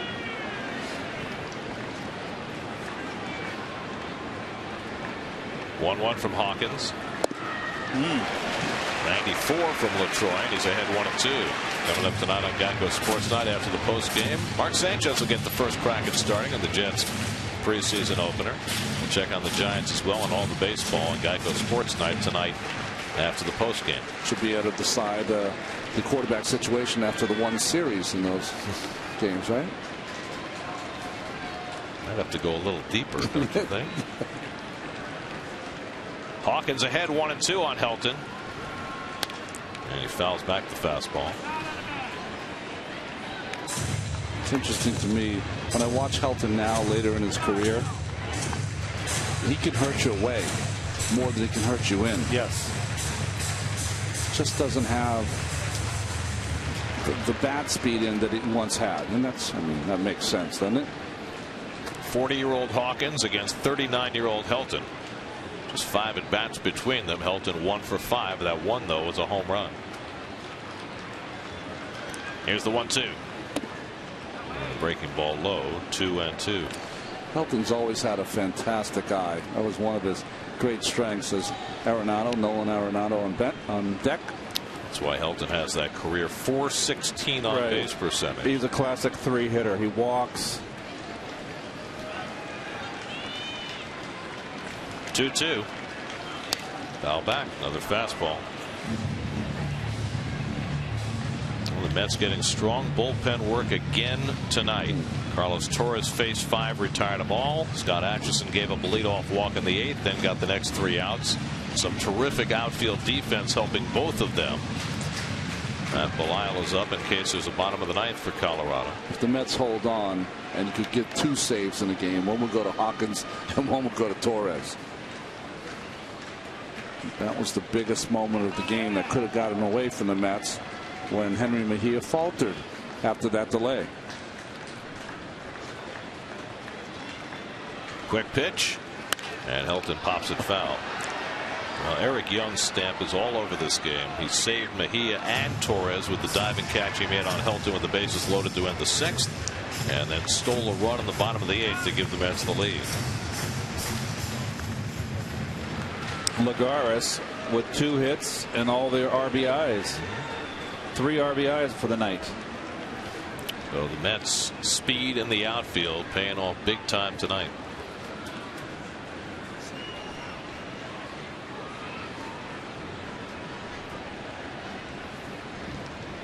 Eighth pitch of the at-bat coming from Hawkins to Helton. Popped it up. Murphy taking charge. 2 out. Good pitch. All those pitches away. Came in. Got him.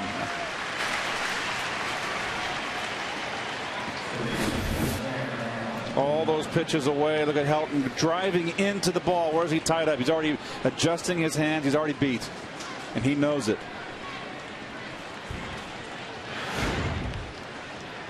So the Rockies are down to their final out, and now the rookie third baseman Nolan Arenado, 0 for 2 and a sacrifice fly tonight, drove in the first Colorado run.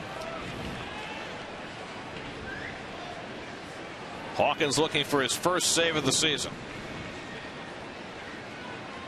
And Arenado swings through the fastball, 0-1. 93 miles an hour, right by the young right-handed hitter. Hawkins has surprised me with the way he's been able to maintain his velocity the entire season. Just off the corner. 1-1. He's a great athlete, in tremendous shape. Little down, I think that pitch was, because it caught a little to White. And the way he's been utilized has been important too. Tried not to work him back-to-back days if they could possibly help it. Slider off the plate. It's 2-1. He's also been a mentor to a lot of the young arms that are in that bullpen. You couldn't ask, I think, for a better signing in your bullpen than LaTroy Hawkins. The Mets had a similar situation with Jason Isringhausen a couple of years ago. Here's Bobby Parnell out with his bullpen mates despite now being on the disabled list. 2-1 to Arenado with 2 out and nobody on. Back through the middle, a base hit for Arenado, and the Rockies have life in the ninth. A 2-out single for Nolan Arenado puts the tying run on base. Well, LaTroy's in perfect fielding position. Ball just beats him. Just didn't get the ball down enough. Good pitch away. Good hitting. 5-hole. We'll get a pinch runner now. Jonathan Herrera will run for Arenado, carrying the tying run. Herrera, who has given the Mets fits in the past. Aboard carrying that tying run as DJ LeMahieu comes to bat. LeMahieu 0 for 3 at the plate. He's looked awfully good in the field tonight.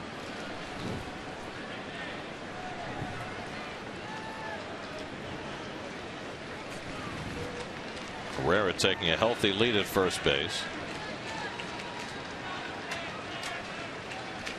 And LeMahieu floats one into shallow right. That falls for a hit.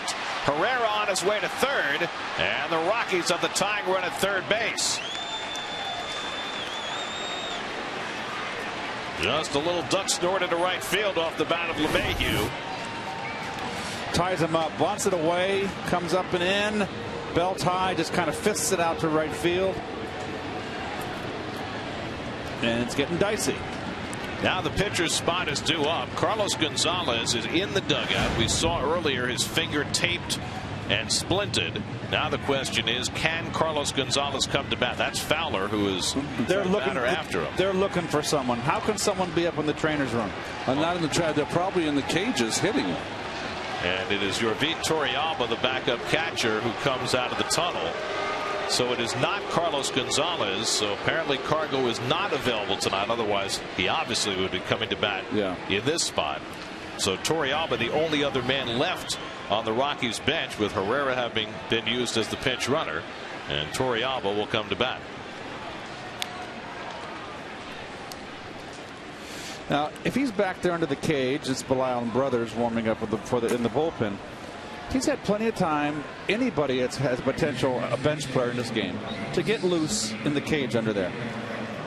If it gets to the pitcher who's the 4-hitter in the 5th hitter, don't you want to be watching the pitcher work?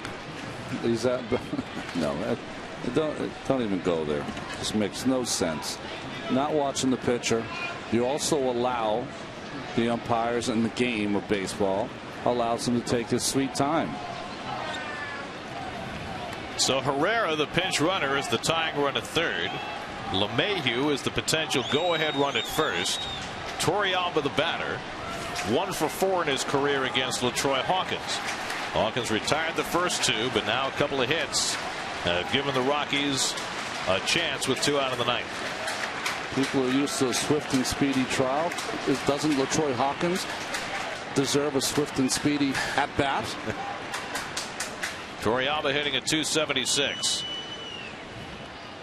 And he takes a fastball for a strike, but he wasn't ready for that.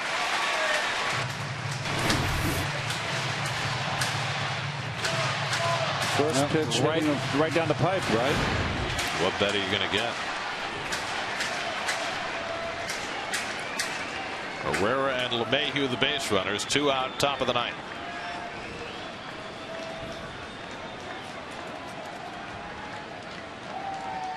On 0-1, Torrealba swings, hits it to Davis, who grabs it, and the ball game is over.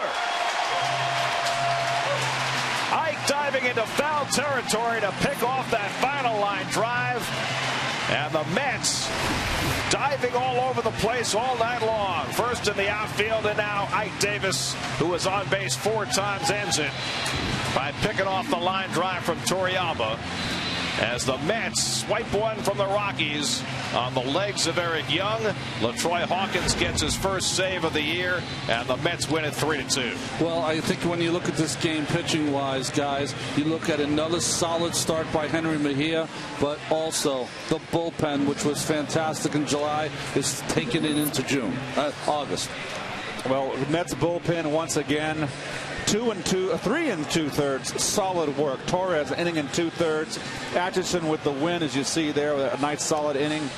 Hawkins with the save. Just a good win for the Metsies. There you see your City game summary. Juan Lagares drove in all 3 runs, but Eric Young was front and center, diving catch with the bases loaded and speeding home from second on an infield hit with the go-ahead run. For every Mets win, the Mets Foundation is proud to contribute $2,500 to the Cats Women's Hospital and the Cats Institute for Women's Health. For more information, visit NorthShoreLIJ.com/KIWH. This win brings the total contribution so far this season to $125,000 as the Mets win their 50th game of the season. 3-2 the final. The Mets defeat the Rockies with the help of the former Rocky Eric Young. Back with more from Citi Field in just a moment.